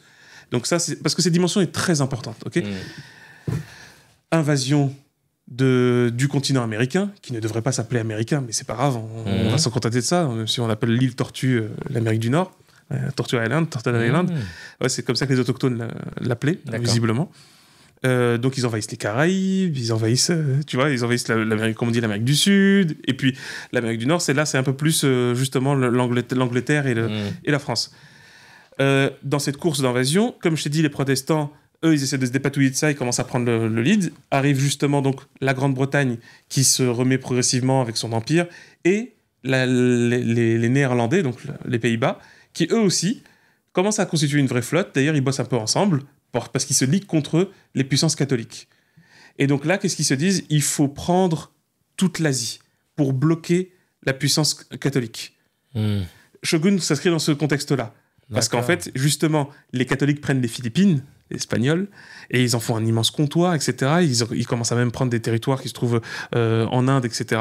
Et donc là, les protestants décident de pouvoir leur couper la route, et on est sur une hostilité. Franchement, Shogun, j'adore parce qu'il le montre trop bien. C'est presque... T'es choqué quand tu vois ça, tu fais, mais waouh! Ah ouais, tu sens qu'il y a eu un vrai taf. Ah ouais, et puis ils ont la haine, hein. Et, sauf que par contre, c'est ça qui est assez effrayant, c'est une négation de l'autre, avec un grand A. Ceux qui ne sont ni catholiques ni protestants, c'est-à-dire ceux qui ne sont pas européens ni occidentaux. Une négation complète de l'autre. Mais c'est en vrai, il y a un vrai boulot, et il est fait en fait philosophiquement. Mais qu'est-ce qu'ils ont en fait à ne pas comprendre que les autres c'est des humains en fait, hein, comme eux, tu vois. Et là où c'est fou, c'est que c'est d'autant plus exacerbé que ces empires sont aussi soutenus massivement par une force religieuse. D'un côté, tu as les missionnaires catholiques qui disent il faut que l'Église catholique rayonne et triomphe à travers la terre. Donc c'est ça. Et de l'autre, les protestants qui, justement, comme ils ont leur ennemi mortel, c'est les catholiques, il ne faut pas que les catholiques s'étendent. Donc il faut évangéliser et amener le baptême christique protestant au peuple également. Donc les gars, ils sont dans un truc qui est assez fou. Et à ce moment-là, en fait, donc on arrive à la fin du 17e, début 18e. Enfin, ouais, je dirais même, non, c'est même plutôt fin 18e d'ailleurs. Hein. Ouais, c'est plutôt fin 18e. Les premiers bateaux qui arrivent, ouais, voilà, c'est fin 18e, début 19e, arrivent au Pacifique. Donc, tu sais, c'est perdu et tout. Enfin, comme on dit, c'est loin de l'autre. Donc, il y a l'Australie, tu sais, ça commence. Le fameux Cook, là, James Cook. Parce qu'il y a les îles Cook, hein, quand même. Hein, c'est vrai. Et Tasmanie. C'est un mec, hein. C'est le blast d'un gars. Hein. Il me semble qu'en plus, c'est un Hollandais. Ouais, mais c'est atroce. Non, mais tout est atroce, en fait. Hein. Tu vas voir tout de suite. Et là, en gros, c'est chez nous. Oui, mais non, en fait. Il y a des gens. Sauf que là, littéralement, il y a tellement eu, pour qu'on comprenne un peu le truc, il y a tellement eu une course à l'armement, puisqu'ils étaient en conflit, tu vois, cathos et protestants, qu'en fait, littéralement, ils se sont retrouvés suréquipés. D'accord. Donc, imagine maintenant, suréquipés, très vénères, voilà, et très confiants, parce qu'en plus, ils explorent le monde, ils se sentent invincibles, ils arrivent à braver les éléments, enfin, tu vois, il y a tout ça. Et là, t'arrives, des gens, ils vivent dans les îles, ils sont torse nu, tranquille, tu vois, pépère, cheveux longs. Ils n'ont pas l'air d'avoir d'armes mais oui. à feu. Et là, ils arrivent, ils font... En fait, en gros, c'est même pas pour leur trouver des excuses, mais les gars, ils étaient déjà pas très bien, en fait, là, tu vois. C'est, en quelque sorte, si tu veux, c'est comme si un matin, tu te réveilles dans une ville où il y a une prison qui a sauté et tous les détenus sont sortis. Tu sens tout de suite que l'ambiance, ça va pas être sympa. Toi, t'es pépère, t'es là en train de te prendre ta petite boisson, tu fais, c'est qui, eux, tu vois. C'est ça, en fait. Et là, tu vois donc, en fait, des gens vénères, surarmés, bien équipés, et ils débarquent dans les îles en se disant c'est à nous. Alors déjà en plus avec beaucoup de tension, et les gars ils te disent ouais mais non en fait, déjà on parle pas la même langue donc tu vas rester tranquille, et puis ensuite t'es dans le meilleur des cas un invité, et l'autre il fait je vais te buter, voilà, comme ça va être très clair. Donc les gars ils résistent parce que c'est pas non plus, c'est l'imaginaire colonial de on est là, que se passe-t-il, on se fait attaquer par des gens, on comprend pas. Non, ils se sont battus. Et franchement, faut le voir, c'est ultra triste. Mais les Maoris, en Nouvelle-Zélande, comment ils se sont tapés, il y a eu des batailles mémorables. Et les gars, fallait être courageux parce qu'ils étaient trop équipés en face. Franchement, ils étaient super équipés. Mais les gars, ils étaient déter. Là, il faut se dire, le haka, si tu l'entends, t'as un truc de ouf, là. Faut se dire, même les Anglish, là, ils ont flippé quand même. Hein. T'es dans la brume et tout, dans le champ de bataille, tu es en train de faire le haka. Là c'est chaud là. Là tu dis ça va être chaud en fait. Alors que les mecs ils ont quasiment très peu d'équipement. Mais des lances, mais les mecs ils sont déter, des dents de requin et tout. Non mais vraiment tu vois. Mais les mecs ils sont déter. Et c'est aussi pour ça qu'ils ne sont pas été éradiqués. Hein. Enfin, faut se le dire, même si ils ont été quand même pas mal massacrés. Hein. Ouais, parce que le problème c'est qu'en plus il est pas fair-play l'occidental catho ou protestant. C'est que quand il gagne en plus il gagne mal. Hein. Quand il gagne il fait c'est bon on a gagné. Bon allez vous me supprimez la moitié des mecs là. Comme ça, et vous me déplacez d'autres. Tu sais c'est quoi, petite parenthèse, Striptease, l'émission sur des caldoches justement en Kanaki. Il y en avait un qui disait, qui était trop fier, tu sais, c'était Monopoly, il est dans sa voiture, il dit ça c'est à moi, ça c'est à moi, ça c'est à moi, ça c'est à moi. Là ce terrain, là ils ont voulu construire, j'ai racheté, comme ça ils ont pas construit, c'était la concurrence. Moi je rachète, je ferme, moi c'est ça. Et à la fin il dit quoi? Il dit de toute façon le commerce c'est un don. Hein. Moi je pense que c'est un don. Et moi, je me dis toujours que si quelqu'un est enterré, il faut l'enterrer encore plus. Et ça me fait pour ça. T'as vu, c'est ça. C'est ça. Non, là, il est méchant, l'envahisseur. Le colonien. Le colon, il est méchant. Il est très, très, très méchant. Ouais. Et c'est ça, en fait. Et là aussi, qu'on soit même bien clair, on parle de pouvoir. Ok. Ce n'est pas le bon peuple. Ça n'a jamais été le bon peuple dans tout ça. Hein. Ouais. Ça n'a vraiment jamais été le bon peuple.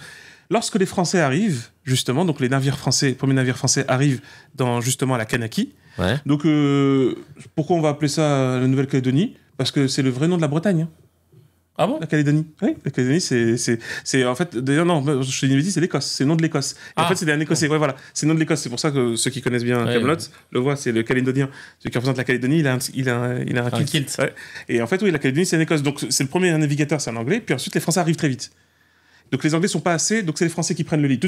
Tu vois, parce que tu comprends, c'est que comme il y a en plus une concurrence entre eux qui est tarée, forcément, ça s'est répercuté sur ces territoires où non, c'est à moi, Prums, ça c'est bon, c'est à moi. Et tu sais, t'as les autochtones, ils sont là, ils regardent, ils font quoi, mais c'est quoi leur problème? Et pourquoi ils pensent que c'est à eux? Ouais. Tu vois? Ouais, et là, imagine le truc, hein, comme en fait pour eux c'est juste du caillou, parce qu'en plus la Kanaki c'est super beau. Enfin, c'est-à-dire que même en termes d'îles et tout, c'est magnifique.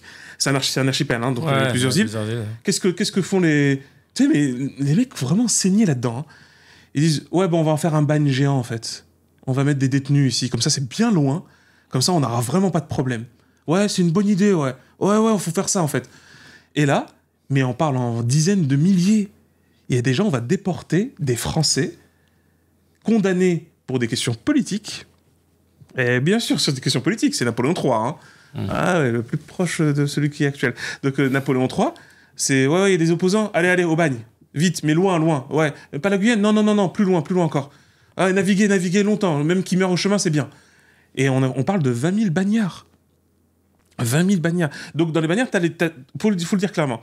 T'as les opposants politiques, donc ceux qui étaient par exemple les partenaires de la Révolution de 1848. Ceux qui vont être ensuite pour les communards. On va mettre au bagne de nombreux communards. C'est impressionnant. Et aussi, tu as des criminels de droit commun. Voilà, parce qu'à un moment donné, il faut les régler, quoi. Faut les gérer. Donc ils arrivent, voilà, ils font le bagne, etc. Et là, ils disent, donc il faut grandir le bagne, parce qu'on a vraiment beaucoup de monde. Bon, on va dire là, c'est à ces gars, là, bizarres, un peu pas très habillés, de bouger, en fait. Donc on va faire des réserves. Tu sais, mais tu dis, mais vous avez cru que c'était du bétail, en fait, pour de vrai. Mais oui. J'espère que Éric Zemmour, tu écoutes cet épisode pour comprendre. Parce que tu es tout le temps en train de flipper de l'immigration, machin. Il nous impose la charia dans la cité. Bah, regarde ce qui a été fait. Je te jure. Et en fait, du coup, tu vois, par rapport à ça, donc évidemment, il y a de la tape. C'est Ataï, je crois, donc un leader kanak qui prend les armes de ouf. Il en met beaucoup la misère. Mais, qu'est-ce que j'ai dit ? Surarmé en face. C'est ça qui est... c'est frustrant de ouf, mais c'est ce qu'il faut aussi bien comprendre sur la question de la colonisation de manière générale, comme on en a parlé, et c'est très important. Et bon, déjà pour ceux qui se emmerdent parce qu'ils pensent que c'était il y a 3 siècles, non, en fait, hein, c'est encore en cours. C'est maintenant, là, c'est tout de suite. Okay, nous sommes dans des réalités coloniales présentes. Donc, encore une fois, beaucoup de personnes ont du mal à comprendre, parce que visiblement, ils n'ont pas trop été éduqués à l'empathie, c'est qu'il y a un principe de base. Tu viens dans un endroit... Parce que, allez, oublions les frontières. Oublions les nations. Oublions les peuples et les langues. Considérons simplement la géographie de manière basique, où des humains passent et repassent et partent. Le problème de fond, c'est lequel ? C'est de se dire, si tu t'installes à un endroit, personne ne te dit rien et que c'est pas un souci, ben installe-toi. Ouais. Mais si à un moment donné, tu t'installes et les gens font « Oh, tu fais quoi là ?» Bah, je veux m'installer. Ouais, mais non, en fait. Soit ça appartient à personne, parce que c'est la nature, il faut la préserver, soit ça appartient à nous tous. Donc en gros, à la limite, et c'est la vérité, c'est ce qui s'est passé avec certains peuples. Bah, vas-y, viens, discute. Qu'est-ce que tu veux, en fait ? Tu veux vivre ici ? Toi, ta famille, tu veux vivre ici ? Bah, viens. Il n'y a pas de problème. Ça n'a jamais été un problème. Aucun problème. Il y a tellement d'exemples. Ah non, tu veux venir avec ta bande de tarés armés nous exterminer et ensuite toi t'installer et mettre des dispositifs de je ne sais quoi, ouais, mais ça c'est un non négatif. Jamais, en fait. Donc, ce qui se passe, c'est que tout de suite, tu penses de manière fonctionnelle en disant, voilà, on va mettre des bagnes, et évidemment, bah, comme on a fait des bagnes, bah, on va mettre des Kanaks dedans. Parce que c'est rigolo, en fait. À un moment donné, donc soit on les met en réserve, soit on les met dans les bagnes. Et là, mais quand même, ça lutte, qu'on comprenne d'ailleurs bien une chose essentielle, c'est la lutte qui freine le plus possible ces exactions, hein. Même s'ils se vengent. Mais c'est la lutte qui va faire que, ouais, bon, peut-être qu'on va y aller doucement, peut-être qu'il faudrait qu'on discute, etc. D'ailleurs, il y a un élément important dans cette invasion coloniale, comme je l'ai évoqué au début, la mission chrétienne qui arrive. On va les évangéliser, vous inquiétez pas, ça va bien se passer. Voilà, oui, vous êtes chrétiens, vous le savez pas encore, mais vous êtes tous chrétiens. Voilà, vous êtes tous les enfants du Seigneur, tout ira bien. Et il y en a qui sont d'accord, qui sont contre. Tu vois, ça aussi, c'est intéressant, ça aussi. Tu vois, c'est-à-dire que finalement, ils disent, bah, l'idée, on n'est pas contre. Tu parles quoi d'un créateur et tout ? Ouais, parce que vous croyez quoi ? Vous croyez qu'il n'y avait pas de croyance avant ? Ça aussi, on pense, hein, mais non. Ils ont des croyances, mais c'est raccord, quoi. Un créateur, ouais, ça va. Bon, tu dis que c'est le Christ, ouais, si tu veux. Bon, peut-être pas forcément d'accord, mais allez, vas-y. Mais, donc, ça aussi. Mais l'ennui, c'est que faire ça va amener, en réalité, à créer un double système. Celui, en fait, compte, qui est très désastreux, c'est l'ethnocide. Donc, l'ethnocide, c'est quoi ? C'est lorsqu'on efface la culture d'un peuple. Alors que même le peuple est là. L'ethnocide peut être une conséquence d'un génocide. Bah oui, si tu supprimes un peuple entièrement, il n'y aura plus la culture non plus. Alors que le génocide peut parfois se faire sans que la culture disparaisse. Tu vois, comme le génocide arménien. Dieu merci, la culture arménienne, bon après, c'est pas tous les Arméniens ont disparu, Dieu merci, mais là aussi, donc la culture existe, etc. encore. Mais ça a été un coup trop fort et trop lourd sur le peuple arménien. Alors que par exemple pour le coup de l'Espagne, parce que j'ai vu un commentaire, ouais, l'Espagne elle a été envahie, ouais, elle a été bien colonisée, ouais, tout à fait, par les catholiques. Elle n'a pas été colonisée par les Arabes, c'est pas vrai. Elle a été colonisée par les catholiques. Mais ça, le problème, c'est que par contre, vous allez avoir du mal avec l'historiographie. Parce que la plupart des récits classiques disent que c'est les Arabes qui arrivent. C'est impossible. C'est tout. C'est matériellement impossible. Les Arabes n'ont pas envahi l'Espagne. Et ils sont pas allés jusqu'à Poitiers non plus, tu disais ? C'est pas des Arabes qui y sont allés, en fait. C'était tout simplement c'était soit des Visigoths, c'est soit des Visigoths, soit des Berbères qui, en fin de compte, n'étaient pas très distinguables des Visigoths eux-mêmes. Mais ça, c'est un gros dossier, c'est à approfondir sur le lien entre les Vandales, les Visigoths et ce qu'on appelle plus largement les Berbères, alors même que pour les Romains, les Berbères sont des barbares qu'ils désignaient précisément comme étant des Visigoths qui avaient différentes langues, et on retrouve d'ailleurs dans les éléments de langage dits berbères du Maghreb, des éléments visigoths-germains. Ça, c'est stylé. Mais bon, ça, c'est un gros dossier. On va en reparler une autre fois. Mais en tout cas, ouais, parce que non, l'histoire connue, c'est intéressant. Il faut la prendre. Et si on veut parler de nuances, il n'y a pas de problème. On va faire les nuances. Pour la Kanaki, parce que c'est important, rapidement, donc il y a cette évangélisation. Et elle va diffuser une petite musique qui, c'est effrayant, elle va continuer jusqu'aujourd'hui. Il y a même un article du Monde qui date de 2015, je crois, si je ne dis pas de bêtises, qui veut continuer à renforcer cette image. On va accuser les Kanaks d'être des anthropophages. Des anthropophages. Des cannibales. Ouais. Ah ouais. Et en fait, ils vont prendre des sortes de rituels traditionnels qui sont même des rituels guerriers, de trucs un peu hard, hein, c'est-à-dire justement d'enterrer l'ennemi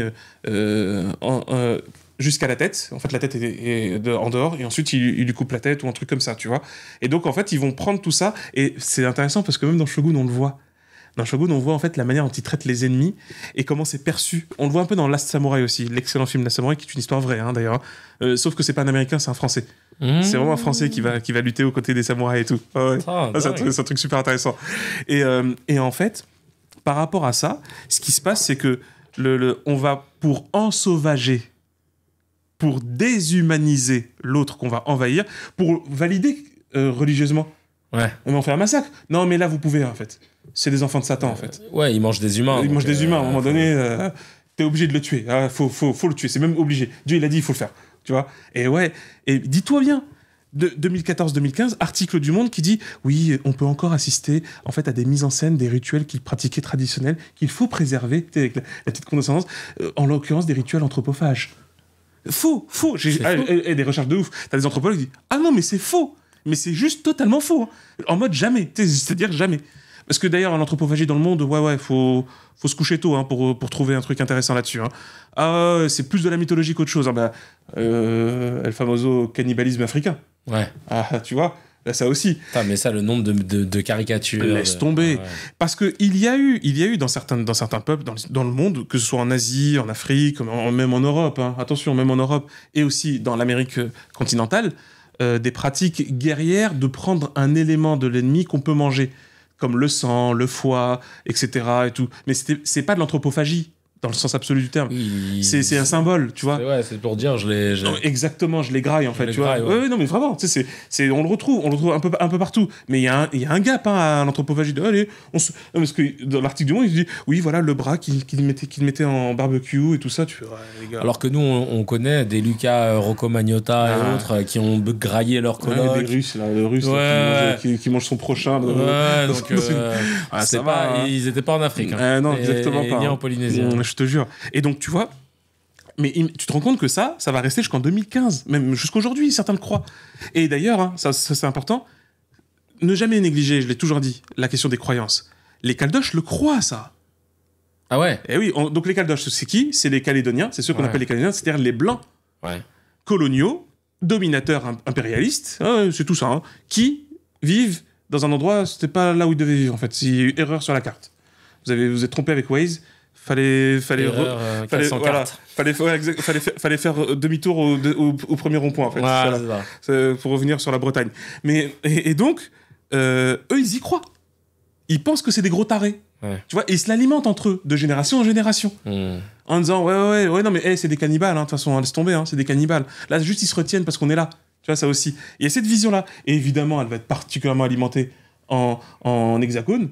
Tu vois, ici, à Paris et tout, en disant, si, hein, il y a eu des expos, etc. On fait un très bon truc là-dessus, le fameux shot. Ouais. Donc, il y a des expos ignobles, t'es les grands-parents de Carambeu, quand même, c'est chaud. Ouais, les grands-parents de Carambeu. Ils sont gentils, les Kanaks. Hein. Je ne le répéterai pas, ils sont très gentils. Hein. Très pisses, hein, les mecs. Hein. Et donc, justement, mais donc là où c'est intéressant, c'est que, hop, on arrive rapidement, on revient un petit peu occupé par la Première Guerre et la Seconde Guerre mondiale. Même si, en fait, la Kanaki est toujours occupée. Hein. D'accord. Tu vois, clairement. Hein. Donc les gars, ils s'établissent, etc. Et puis, au niveau économique, ça commence à tourner. Il se met en place le modèle économique colonial. C'est quoi un modèle économique colonial ? C'est un modèle féodal favorable aux puissances coloniales et colonisateurs. C'est comme ça, en fait, que les Caldoches s'identifient. C'est comme ça que les Békés sont identifiés pour les Antilles. C'est comme ça, en fait. En vrai...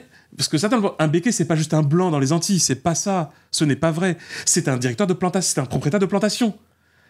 Vous comprenez ? C'est ça le truc. Et oui, et ça aussi, tu vois, parce que c'est intéressant. Parce que je vais arriver sur les émeutes. Ouais. On va y arriver. Seconde Guerre mondiale, qu'est-ce qu'on a dit ? 8 mai 45, youhou, on est libéré. Paris libéré par son peuple. Ok, super. Mais là, la liberté, donc les gars, c'est bon, on peut se mettre autour de la table et voir comment on fait pour libérer les peuples opprimés ? On peut arrêter avec la colonisation, vous avez vu, vous avez goûté, vous avez vu, c'est dégueulasse, hein. Parler allemand, ça vous a pas trop fait kiffer, hein. Voilà, hein. Bon, donc on peut avoir là maintenant vous pouvez avoir un peu d'empathie, c'est ça. Que dalle, mais que dalle. Ça, c'est ouf, ça. En 50, le gouvernement français décide de mettre en place une politique d'accélération de colonisation de peuplement. Ouais, carrément accélération. Mais accélération, il y a des décrets entiers. Il est absolument impératif qu'il y ait plus de blancs qui occupent la Kanaki, donc qui vont appeler la Nouvelle-Calédonie. Pour que comme ça, démographiquement, ils seront piégés. Tu fais... mais vous êtes démoniaque, en fait. C'est-à-dire que vous venez de vivre une situation de colonisation... Et t'as les décrets, vous dites... T'as les décrets de 50 à 75, une campagne massive. Et ils donnent des bourses et tout. Non mais, va pas vivre à Paris ou en Bretagne. Va là-bas. C'est news, j'espère que vous nous écoutez. Tu vas être bien. Mais il te dit, tu vas être bien. T'auras des territoires immenses. Géniaux. Et personne qui va t'emmerder. Enfin, quelques personnes étranges avec des étupéniens, mais ça, c'est pas grave, ça, t'inquiète pas, c'est juste du folklore. On te donnera des carabines, tu verras, ça va être drôle. Mais vraiment. Et tu vois, et donc, campagne active et massive de colonisation. Et t'as une multitude d'articles là-dessus, de recherche, etc. La colonie de peuplement, c'est la colonie la plus pernicieuse et la plus vicieuse qui soit. Parce qu'elle est très dure à décoloniser. Ben oui, parce qu'on n'est pas des monstres. Mais tous les colonisés du monde n'ont pas été des monstres. Et d'ailleurs, tu sais que c'est la seule chance, si on peut dire, du Vietnam. D'accord. C'est que la colonie de peuplement n'a pas trop marché. Il n'y a pas eu énormément de population colonisatrices qui s'est installée. Ils n'en ont pas eu beaucoup. Donc ça n'implique pas de chasser beaucoup. C'est le drame de l'Algérie. Ah voilà, ça c'est le drame de l'Algérie. C'était une volonté de colonie de peuplement. Et t'as... Par exemple, un auteur, un historien, Olivier Lacour-Grandmaison, qui a beaucoup travaillé là-dessus, sur la question, justement, génocidaire de la présence française en Algérie. Où, à un moment donné, pourquoi tu augmentes le peuplement ? Parce que tu veux un génocide, en fait. C'est-à-dire, et qu'on entende bien ce que c'est qu'un génocide. Un génocide, en fin de compte, n'est pas la disparition complète. C'est une partie... Et en fait, c'est deux éléments essentiels. C'est qu'une population X, sur une terre Y, n'y soit plus. Qu'elle disparaisse pour toujours ou qu'elle aille ailleurs. C'est ça l'objectif.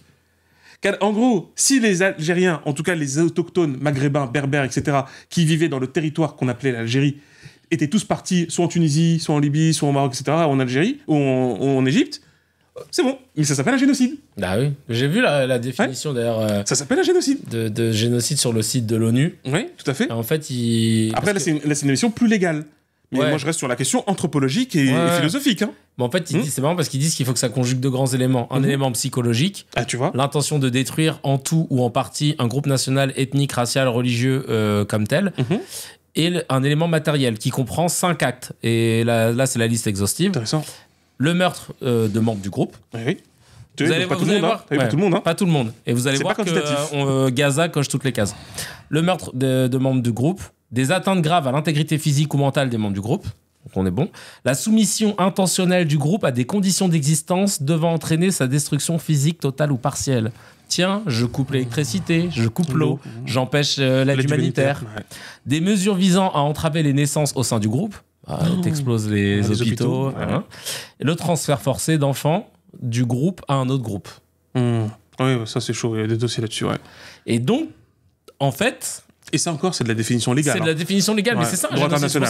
C'est pour ça que on en fera un autre sujet, je te laisse reprendre, parce que vraiment, les gens qui chipotent encore sur... Parce que je trouve qu'on perd trop de temps en France de faire des débats sur on doit dire génocide, pas génocide, pas génocide. C'est un débat sans fin, et en attendant, des gamins meurent. En revanche, référez-vous à la définition officielle de l'ONU, c'est ce que j'ai fait là, il y a 2 jours, et allez voir le compte de Norman Finkelstein, qui est un politologue universitaire. Il a mis un medley des phrases de politique sur l'élément intentionnel, on y est. Hein. Il y a tout, en fait. Et voilà, c'est pas des leaders d'opinion c'est dans un journal porte-parole, Premier ministre, c'est du gouvernement. Ministre de la Sécurité nationale, président. On a Herzog, on a Galland, ils ont tous des propos qui rentrent dans les cases de ce qu'on va dire. Donc l'intention, parce qu'en fait le truc le plus dur, ce qu'il disait pour établir l'intention de génocide, c'est ce qu'on appelle en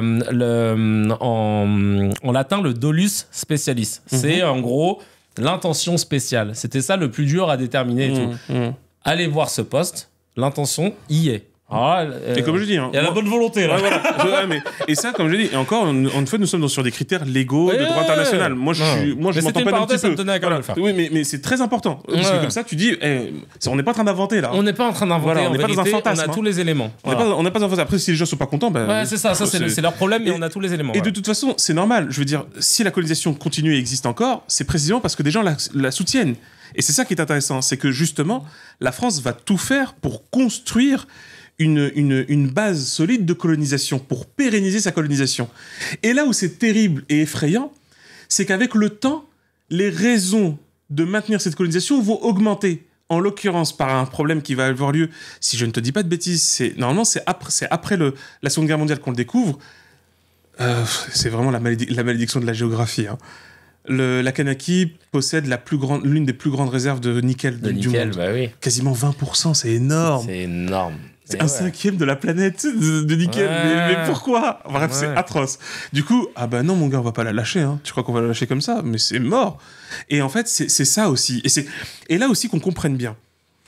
C'est encore une fois des enjeux de pouvoir et d'économie. C'est-à-dire, ce sont celles et ceux, surtout ceux qui détiennent la puissance et le pouvoir. Ok, ce n'est pas le peuple. Le peuple se réunit pas un jour en disant « Et si on colonisait des gens comme nous ?» Tu vois, ça n'existe pas. Ça n'a d'ailleurs jamais existé. Ouais, c'est vrai. Et de ce point de vue, et chose aussi importante, sur la pérennité d'une colonisation. Oui, de manière générale, la règle de base, une colonisation n'est jamais pérenne, sauf dans un seul cas. C'est ça qui est le plus effrayant, c'est les colonies de peuplement génocidaires. Amérique du Nord et Australie, Nouvelle-Zélande. Et génocidaires parce qu'il existe encore des natives aux États-Unis. Et en Nouvelle-Zélande et au Canada. Mais ils ont été génocidés de ouf. Déjà, ethnocides, ils n'ont plus leur culture, ils n'arrivent même plus à accéder à leur culture. Et ils sont portion congrue. C'est la seule solution. Dans des réserves. T'imagines Rien que le concept me rend malade. Dans une réserve, casino. Ils sont tous alcool et ils sont tous dans les jeux. D'ailleurs, c'est une formule gagnante. C'est ce que va faire la France avec la Kanaki. Les alcooliser et en fait, ils vont voir qu'ils vont tomber malades parce qu'il y a des maladies qui sont justement exogènes, qui sont plus dangereuses pour eux, forcément. Et ça décime la population. Hein. Ah ouais, ça la décime. Mais t'inquiète pas, ils ont mis quand même un coup de pouce. Hein. Allez, viens boire un petit coup. Voilà. T'as du mal à respirer ? Attends, je mets un coussin sur ton visage, tu vas voir, tu vas mieux respirer. Et c'est terrible, hein. C'est vraiment, hardcore. Et en fin de compte, tu vois, pour enchaîner, justement, les luttes pour l'indépendance, dans le monde entier, vont stimuler chez des personnalités kanak l'idée que faut pas lâcher l'affaire. Tu vois, c'est pour ça que je parlais des luttes. Faut pas lâcher l'affaire. D'accord. C'est vrai, comme le disent pas mal d'auteurs et de chercheurs, malheureusement, la Kanaki ne va pas avoir son Frantz Fanon, ne va pas avoir son Sartre, il va pas avoir des grandes figures qui... Ça, c'est le drame même du Pacifique. Ils n'ont pas des figures intellectuelles qui vont faire résonance, alors même qu'il y a des figures intellectuelles locales, des anthropologues, etc., qui étudient soit sur place, soit même en hexagone, et qui vont mettre en place des 10-0, des pensées puissantes, des théories pour la population kanak et pour tout le monde, pour leur dire « Non, on va se libérer, les gars. Non, je vous le dis tout de suite, on va se libérer, il n'y a pas moyen. » On fait vite. Après après la Seconde Guerre mondiale, donc comme je l'ai dit, accélération du peuplement, c'est un truc de fou. Ouais. Là, du coup, les Kanaks, non, ils s'opposent. Donc, tu t'opposes comment ? Ah, les gars, c'est pas en envoyant des fleurs. Donc, il y a de la tape. Enfin, c'est la fleur, mais au fusil. Parfaitement. Ça se tape. Clairement, c'est ce qui a littéralement empêché qu'ils disparaissent. C'est de s'être tapé. C'est vraiment d'avoir pris les armes. Tu vois ? Donc, ça va se battre. À un moment, donc, du coup, on fait OK. On a compris. C'est comme ça. Le diable colonisateur, quelle que soit son origine, son appartenance, si vous voulez, et sa religion, il ne comprend qu'un seul langage. Ça, c'est clair. C'est quand tu le chopes bien comme il faut, tu dis reste tranquille. Et que tu lâches pas. Ouais, c'est surtout ça. C'est dur. La vérité, c'est dur. Toi, t'es chez toi tranquillement, t'es pépère. T'as rien demandé, t'as pas fait de mal, etc. Et t'as des gars suréquipés et armés, ultra énervés dans leur tête, qui viennent t'envahir. À la base, t'es pas prêt. Ouais. Tu sais qu'aucun peuple ni pays n'est prêt à une invasion. En vrai, personne n'est prêt à ça. Quand on a un minimum pacifique. C'est pour ça que ce qui est drôle dans Shogun, c'est qu'ils sont mal tombés, parce que les Japonais, c'était déjà très chaud entre eux, en fait, parce qu'il y avait pas mal de guerres entre eux, et puis ils ont juste développé l'arme la plus redoutable de la planète, c'est-à-dire le katana. Tu vois, ils l'avaient développé depuis super longtemps. Ce qui fait que, non, mon gars, tu peux même venir avec des fusils. Non, mon gars, tu peux pas gérer les Japonais. Tu peux pas. Et puis, il doit y avoir aussi énormément de stratèges, du coup. Parce qu'en fait, exactement, ils développent énormément de stratégies de terrain. C'est tout à fait ça. C'est ce qui fait vachement la différence. Tu vois. Alors que pour le coup, c'est des peuples très paisibles et apaisés, les peuples du Pacifique. C'est des grands navigateurs. Parce que j'ai pas fait l'histoire ancienne. Tu sais que l'histoire ancienne, c'est ce qu'on appelle l'histoire de l'Austronésie. L'Austronésie, en fait, qui est le grand déplacement. Il y a eu un grand déplacement de Shanghai, de la région de Shanghai. En fait, des peuples, on ne sait pas officiellement la cause, mais je pense qu'il y a quelques indices intéressants, ont quitté subitement le continent. Donc, tu vois, de la Chine, ils ont subitement quitté, c'est eux. Quitter l'Asie pour aller... Pour aller dans les îles. Il y a eu un événement. Il y a forcément eu un événement. Ce qui expliquerait aussi... ses yeux un peu bridés, tout à fait. etc. Au niveau génétique, absolument. Mais on voit aussi qu'il y a eu des mélanges. Tu vois, c'est super intéressant. C'est très intéressant. Et c'est devenu des peuples navigateurs. D'ailleurs, c'est une des raisons, pour le faire très vite, sur la question génétique, pourquoi ils stockent beaucoup le gras. Parce que c'est des navigateurs. Tu dois naviguer longtemps, donc il faut que tu fasses du stock.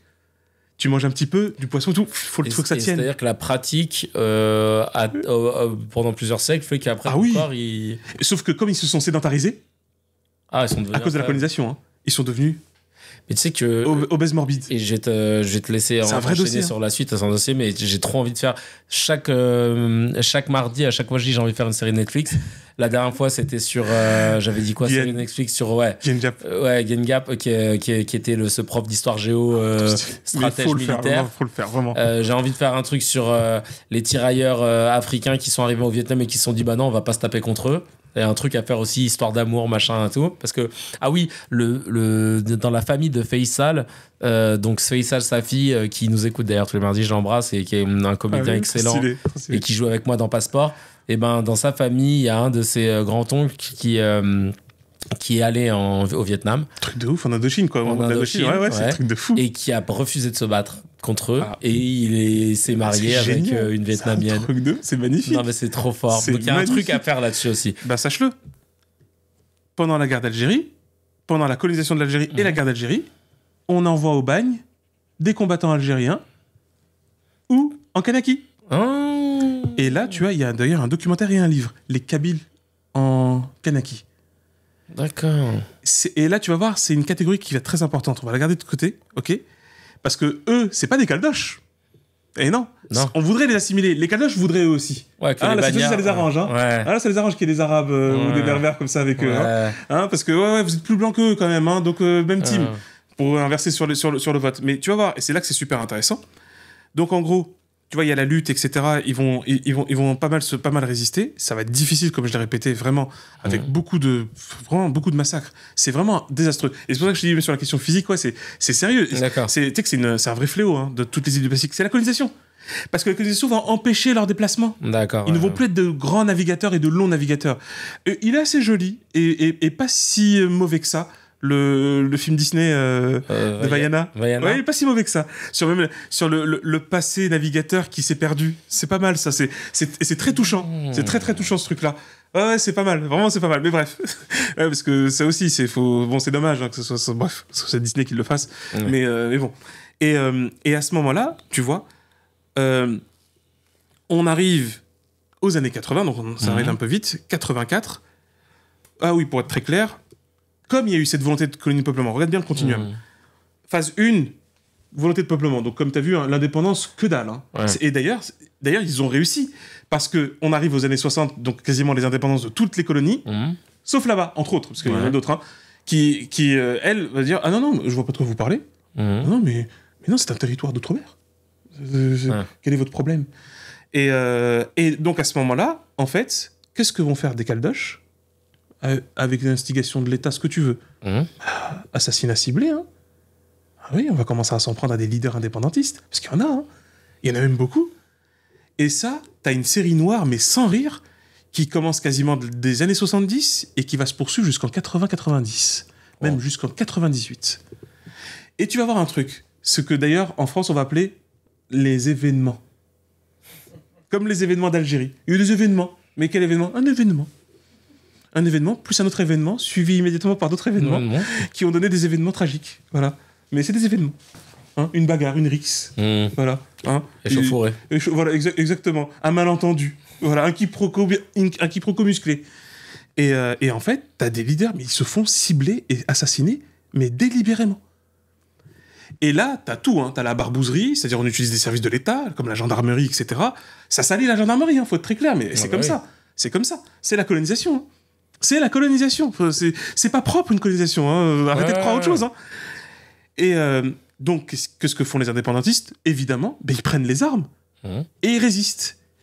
Sauf que, c'est pas une blague, c'est tellement gentil que ça arrive à être traité médiatiquement comme des émeutes. C'est pour ça que je dis que c'est tellement gentil. C'est des émeutes. Non, c'est une insurrection, messieurs.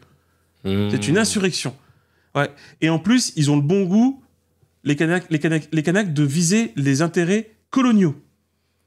Quand on te montre, même maintenant là, regarde les articles, il faut regarder sur France Info.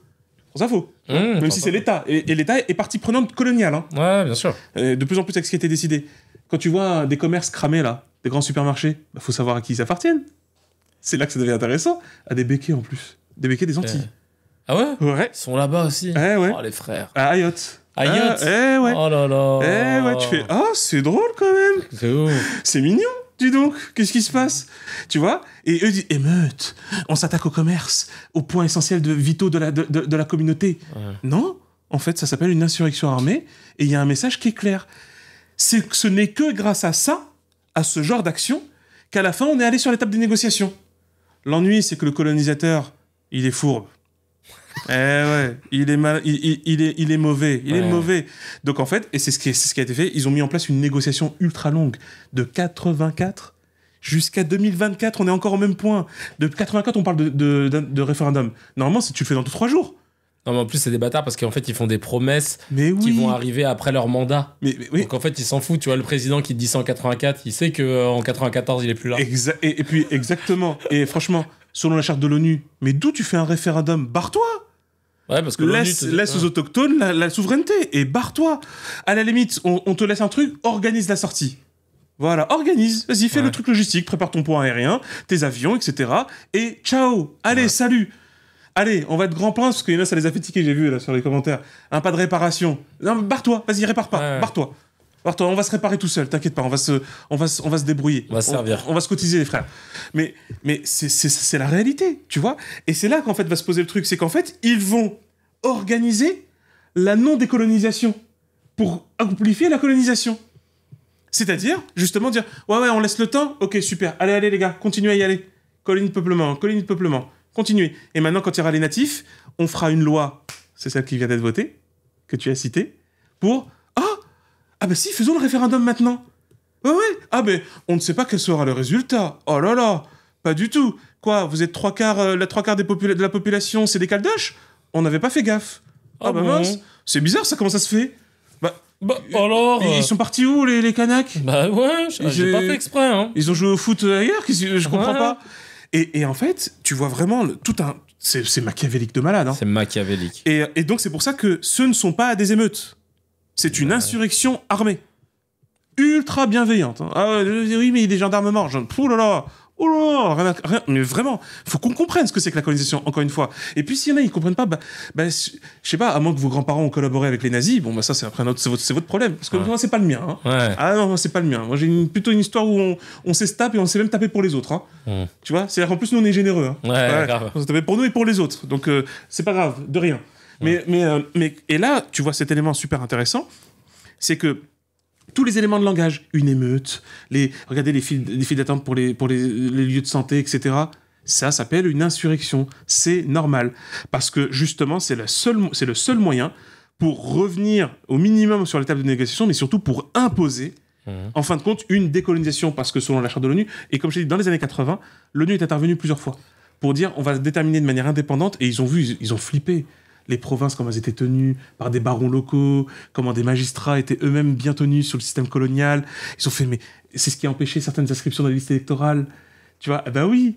Tu vois l'arnaque. Ouais, et on part si vous faites un vote. Mais d'où tu fais ça? Barre-toi. C'est tout. Tu te barres, tu prépares tes bagages, on te fait un préavis de 2 mois. Il n'y a pas eu déjà deux référendums Si, et au bout du 3e, ça sera fini. Hein. Et on n'en fera plus un 4e. Et alors, mais c'est des... Et sachant que le 3e, ils l'ont fait pendant le Covid et que du coup, les Kanaks avaient dit, bah non, nous, on peut pas le faire pendant cette période parce qu'il y avait tout un truc par rapport au deuil, etc. Ouais, il y a une excellente historienne qui travaille spécifiquement sur ce sujet qui s'appelle Isabelle... Mergo. Michel, je crois, mais j'ai un doute. Faudrait que tu nous retrouves, Morad, mais qui a fait un excellent travail là-dessus, qui décrit bien en fait ce qui se passe là-bas. Et donc, tu vois, pour sur ça, c'est que justement, quand je parlais dans les négociations qui ont eu lieu, pour vraiment répéter encore une fois les Kanaks, mais c'est incroyable. Je comprends même, j'arrive pas à saisir leur résilience et leur bonté. Hein. Ouais. C'est hallucinant. Ouais. Mais en même temps, c'est une énième preuve que les peuples colonisés, c'est pas des tarés, en fait, comme on le croit. Tu vois, parce qu'ils pourraient avoir cette volonté jusqu'au boutiste qui serait légitime, c'est-à-dire, on s'en bat les steaks, vous partez. Point, barre. C'est tout. C'était pas chez vous, ça ne sera pas chez vous parce que vous ne méritez même plus d'être là. Ouais, en plus, même s'il y avait une possibilité, vous ne méritez plus.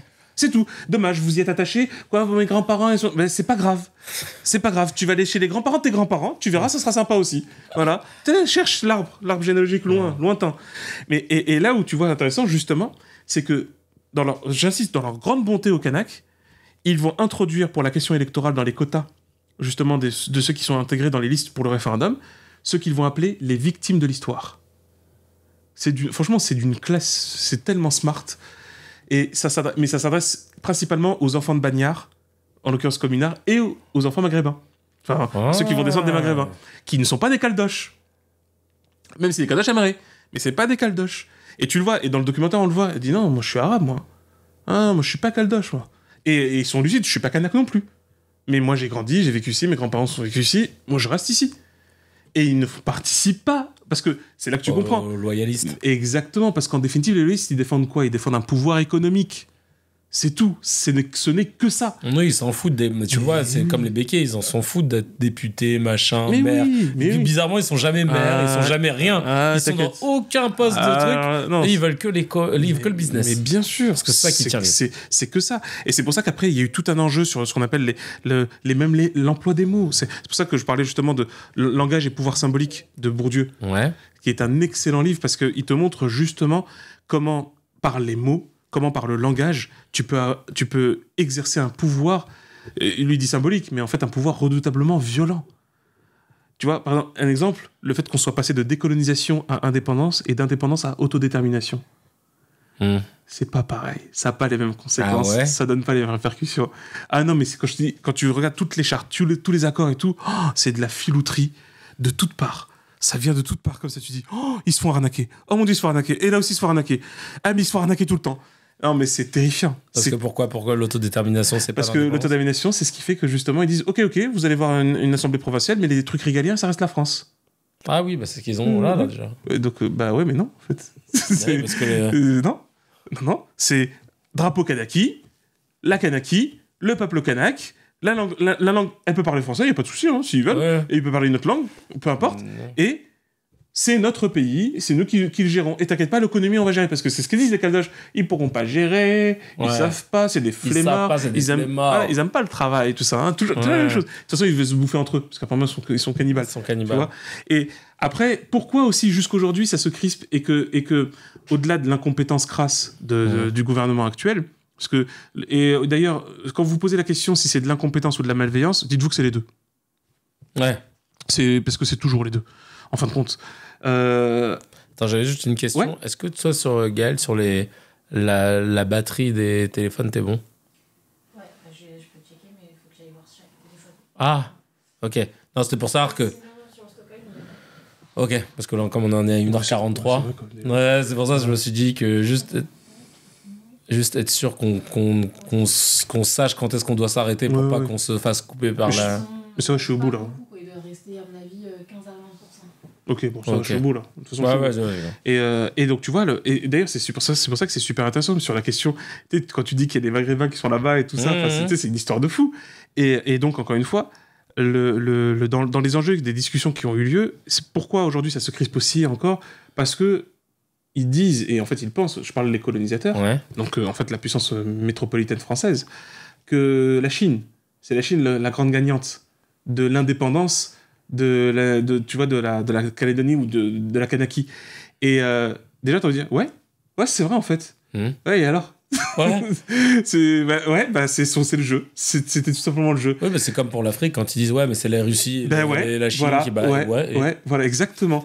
Ouais, déjà, et voilà, et tu vas faire quoi? Ils ont pas colonisé, donc. Et puis même, en fait, ils veulent se mettre en commerce avec. Et ils ont pas envie d'en faire avec vous parce qu'ils ont un mauvais souvenir, en fait, un petit désagréable souvenir. Tu vois, qui n'est pas si lointain au demeurant. Tu vois, et donc c'est pour ça que. Mais c'est ce qui montre aussi cette détermination. Et là, encore une fois, c'est là que ça a une résonance toute particulière pour aujourd'hui. C'est que. Non, qu'on soit très clair. Et c'est ce qu'on dira avec Frantz Fanon. La colonisation, elle va disparaître. Tous les meilleurs historiens, les meilleurs philosophes. Je dis bien les meilleurs, j'en ai rien à battre. Je classifie, pas de souci. Les meilleurs philosophes, les meilleurs historiens, les meilleurs socio-anthropologues te disent tous. C'est un truc qui doit finir, qui va disparaître. C'est une cruelle, terrible, affreuse parenthèse de l'histoire. Longue, meurtrière, clairement, mais c'est une parenthèse de l'histoire. Et les gens qui sortent le baratin, mais les Romains... Non, mais en fait, pareil, pas le temps d'aller... faut que vous lisez les bouquins d'histoire pour que vous compreniez un peu mieux. Tu sais que, pour donner un petit exemple rigolo, tu vois, parmi les fondateurs de ce qui deviendra la France plus tard, comme en l'occurrence les Francs, il y a les Francs, mais il y a les Germains, donc c'est les Visigoths, etc. T'as des Germains, justement. Alaric représente une tribu qui va créer, en fait, les Gaulois, surtout les Francs et les Français du sud de la France, tu vois. Au début, ils étaient sous domination romaine, mais en même temps, à la fin, comme ils ont résisté, les Romains ont dit « Ok, on va vous payer, comme ça, vous allez défendre nos frontières. » C'est comme ça que ça s'est fait. Et ensuite... À un moment donné, ils ont arrêté de les payer et puis ils ont voulu commencer à grignoter les terres qui leur étaient offertes. Donc là, ils n'étaient pas contents. Qu'est-ce qu'a fait un grand homme qui s'appelle Alaric? Il est allé à Rome et il a tout brûlé. Donc les gars, vous voulez vraiment qu'on prenne des exemples de l'histoire? Vous allez voir, ça va être très drôle. Parce que la vérité, c'est que les indépendantistes, ils sont tous sympas dans le monde. Ils sont pas allés dans vos capitales. Réglez votre problème. Parce que Alaric, il l'a fait. C'est pas le seul. Et il est venu, il a tout cramé. C'est le pape qui lui a dit, s'il te plaît, arrête. J'aurais plus de thunes, j'aurais plus d'or et tout, s'il te plaît. Je sais pas si tu crois en Dieu, je m'en fous, mais vas-y, arrête-toi tout de suite. Et Alain, il a dit, ok, j'arrête. Par contre, voilà la note. Voilà la note. Et le gars, il a pris, voilà la note. Je veux ma monnaie sonnante et trébuchante. Merci. Allez, ciao. Bon dimanche. Tu vois, et c'est ça, en fait, le truc. Donc, si les gars, vous voulez vous amuser à prendre l'histoire ancienne, moderne, immédiate, actuelle, lointaine ou proche, t'inquiète pas, on vous prendra de tous les chemins, dans tous les cas. Et c'est ça l'enjeu de cette question coloniale, et c'est un moment intéressant. Parce que là, on est face à nos grosses contradictions. Quand je dis nous, c'est justement la France. Que vous ne pouvez pas assumer une position coloniale comme ça. Vous ne pouvez plus l'assumer de cette façon. Vous voulez le faire. La décision qui a été prise d'envoyer l'armée, c'est un système de répression classique. Sauf que, tous les historiens te le disent, l'option répressive, c'est le champ du signe d'un pouvoir autoritaire. C'est qu'il est en train de crever, en fait. Voilà. Donc ça, vous êtes en train d'annoncer une nouvelle. Vous êtes en train d'annoncer une information au monde. Qu'on soit clair là-dessus. Et vous verrez bien ce que ça va donner. Et donc, il y a, pour les références, parce que ça, c'est super important, il y a ça qui vient de sortir récemment, C'est un livre biographique, mais très documenté, très précis, très analytique d'Adam Schatz sur Frantz Fanon. Une vie en relation. Je vais le prendre celui-là. On m'a fait un magnifique cadeau, donc voilà. C'est pour ça que je suis trop content. Qui est vraiment excellent. C'est lourd, hein, mais il est parti en Algérie, en Tunisie ça, j'ai trop hâte de le lire. Avec des photos, trop bien. Bah oui, Bourdieu, langage et pouvoir symbolique. Ça, on l'a dit. Après, si vous êtes à fond, vous avez une autre biographie de Frantz Fanon, ça s'appelle Frantz Fanon, Une vie. De David Messey, parce que c'est mortel. Faut peut-être expliquer ceux qui connaissent pas Frantz Fanon. Ben oui, de ce pas. Et il y a les œuvres. On va conclure avec lui. Il y a les œuvres, voilà. Et deux types d'œuvres monumentaux. Les damnés de la Terre, qui est quasiment un manifeste anticolonial. Voilà, c'est pour ça que c'est un monument. Ça. C'est un vrai. Et Peau noire, masque blanc. Moi, ce livre, j'ai adoré. BG, en plus. Ouais, franchement, ouais. Non, mais, il est mort à 36 ans. Il est mort très jeune. Il est mort à mon âge. C'est un truc de fou. Et donc, Frantz Fanon, c'était un psychiatre martiniquais. Déjà, en disant ça, j'ai dit un truc de ouf. Ah oui, parce que c'est à quelle époque en plus? On est dans les années. Oui, on est fin du. Oui, 40, quoi. Ouais, voilà, c'est ça. En pleine Seconde Guerre mondiale, en fait, vers la Seconde Guerre mondiale. Il va avoir son poste à. Je sais plus si c'est à Constantine ou encore dans une autre ville. En tout cas, en Algérie. C'est en Algérie. À Blida. À Blida, ouais, exactement. Ouais, c'est ça. C'est exactement ça. Tu vois, j'avais oublié. Voilà, c'est l'hôpital psychiatrique de Blida. Et c'est super intéressant parce que, en fait, partie de la réalité que lui-même observait. Attention, hein, il a vu de ses yeux des gamins dans les champs de coton et les champs de canne à sucre, les champs de canne à sucre en Martinique. Hein. Pour lui, c'est pas un vague souvenir lointain. Hein, les gens qui nous racontent c'est lointain, c'est il y a 3 siècles. Mais non, c'était hier. Hein. Et puis de toute façon, même si c'était il y a 3 siècles, qu'est-ce qu'il y a? On va régler les comptes, on fait ce qu'on veut. Donc concrètement, il arrive en Algérie et lui, il est choqué de voir une autre forme d'oppression qu'il voit bien comme étant une oppression. Et il le voit à la fois dans la psyché des Algériens et des Blancs, des Français, et dans le corps. Tu vois, ça, c'est dans le Peau noire et masque blanc. C'est très frappant comment il en parle. Et Frantz Fanon qui est en fin de compte un génie. Littéralement, c'est un génie parce que c'est quelqu'un qui ne se contentait pas simplement d'être bon dans ce qu'il fait en tant que psychiatre. C'est qu'il pensait et réfléchissait beaucoup, il lisait beaucoup, d'une modestie incroyable. Il racontait comment il n'osait pas. C'est quel intellectuel qu'il avait rencontré qui voulait pas. Je l'ai oublié. Bref, c'était à Lyon. En plus, c'est un grand philosophe. Peu importe. C'est dommage. Ouais. Mais il n'a pas osé. Par contre, il a réussi à parler comme à Jean-Paul Sartre. Ah ouais, il a dîné avec lui, etc. Simone de Beauvoir, lui-même, il ne s'est pas trompé. Et on le voit dans le nouveau livre que je vous ai parlé d'Adam Schatz. Il a compris que Sartre et de Beauvoir étaient un peu bizarres quand même. Hein. Ce que l'histoire va révéler, c'est des ogres. Hein. C'est-à-dire des monstres qui faisaient des trucs chelous avec des jeunes filles. Donc, c'est dégueu. Mais lui, justement, parce qu'il va être intéressé par l'existentialisme philosophique, etc. Et ça va. Mais lui, c'est ça. C'est une tension entre une philosophie existentialiste et la réalité coloniale. Et sous sa brutalité, et l'impératif de la décolonisation et de la lutte. Il va prendre les armes en Algérie contre les puissances coloniales françaises. Au début, il va faire un double jeu, c'est-à-dire qu'il va jouer en agent double. Il bosse en tant que psychiatre pour l'armée française, mais en fait, il va faire circuler des informations qu'il entend à la résistance algérienne. Ouais. Jusqu'à s'appeler ensuite de rejoindre. Après, il va poser sa démission. Et de rejoindre définitivement la. Ouais, c'est ça. Et en fin de compte, il va mourir au combat, hein, parce qu'il va tomber malade, il a une semi-fraude d'oriente. Mais c'est surtout que il était en plein combat, etc. Quoi. Il a été interrompu, comme on dit. Ouais, parce qu'il est, comme je vous l'ai dit, il est mort à 36 ans, il avait encore beaucoup de choses à faire. Et d'ailleurs, si je ne me trompe pas, il est enterré en Algérie. Hein. C'est ça que je voulais.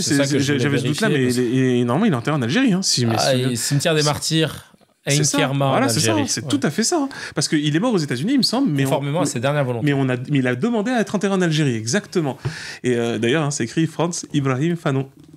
C'est converti. C'est pas. mais oui, parce qu'il est vraiment. Non, c'est très intéressant. C'est un personnage très profond et attachant. Et il y a maintenant quelques extraits audio de d'une conférence qu'il a faite à la Sorbonne. Ouais. Mais tu sens le gars de très haut niveau. Et donc je voulais terminer avec un petit passage. Tu vois, alors attends, hop, voilà, c'est ça, c'est exact. Voilà. Vas-y. Non, attends. Non. Ça, c'est les remerciements. Ça. Ouais, exactement. Voilà, c'est ça. Parce que, en fait, c'est un long passage qui est magnifique, en guise de conclusion. D'accord. Donc, je prends la fin de cette conclusion, tu vois. En prenant juste un extrait, je ne suis pas esclave de l'esclavage qui déshumanisa mes pères. Et là, j'enchaîne sur cette fin par laquelle je vais terminer. Il ne faut pas essayer de fixer l'homme puisque son destin est d'être lâché. La densité de l'histoire ne détermine aucun de mes actes. Je suis mon propre fondement. Et c'est en dépassant la donnée historique, instrumentale, que j'introduis le cycle de ma liberté. Le malheur de l'homme de couleur est d'avoir été esclavagisé. Le malheur et l'inhumanité du blanc sont d'avoir tué l'homme quelque part. Sont, encore aujourd'hui, d'organiser rationnellement cette déshumanisation. Mais moi, l'homme de couleur, dans la mesure où il me devient possible d'exister absolument, je n'ai pas le droit de me cantonner dans un monde de réparation rétroactive. Moi, l'homme de couleur, je ne veux qu'une chose, que jamais l'instrument ne domine l'homme, que cesse à jamais l'asservissement de l'homme par l'homme, c'est-à-dire de moi par un autre, qu'il me soit permis de découvrir et de vouloir l'homme où qu'il se trouve. Le nègre n'est pas plus que le blanc. Voilà. Frantz Fanon. C'est trop puissant. Et puissant de ouf. Bah merci, très belle conclusion. J'espère que cet épisode vous a plu. Vous nous avez demandé des épisodes un peu plus longs. Alors, on a répondu directement. Vraiment, voilà. Nous, on est direct. Mais nous, ça nous fait kiffer. En tout cas, merci à vous pour votre soutien. Merci, Dr H. C'était un plaisir de parler de la Calédonie sous cet angle, avec toute l'histoire qui va avec. Ma chérie à la réalisation et au montage, Gaël Canicagnan. Sa chaîne Maskoff, on la met dans la description. Allez voir, il y a la vidéo avec Arnaud Vidalaire. On a Mourad Mokadem, le showrunner, qui gère d'une main de maître aussi le Telegram. Allez nous rejoindre. Merci beaucoup. Mani, qui est Al. Voilà. Ouais. Et on se retrouve la semaine prochaine pour un autre épisode. Ciao. Je fais le comme ça, au moins il y a déjà le générique.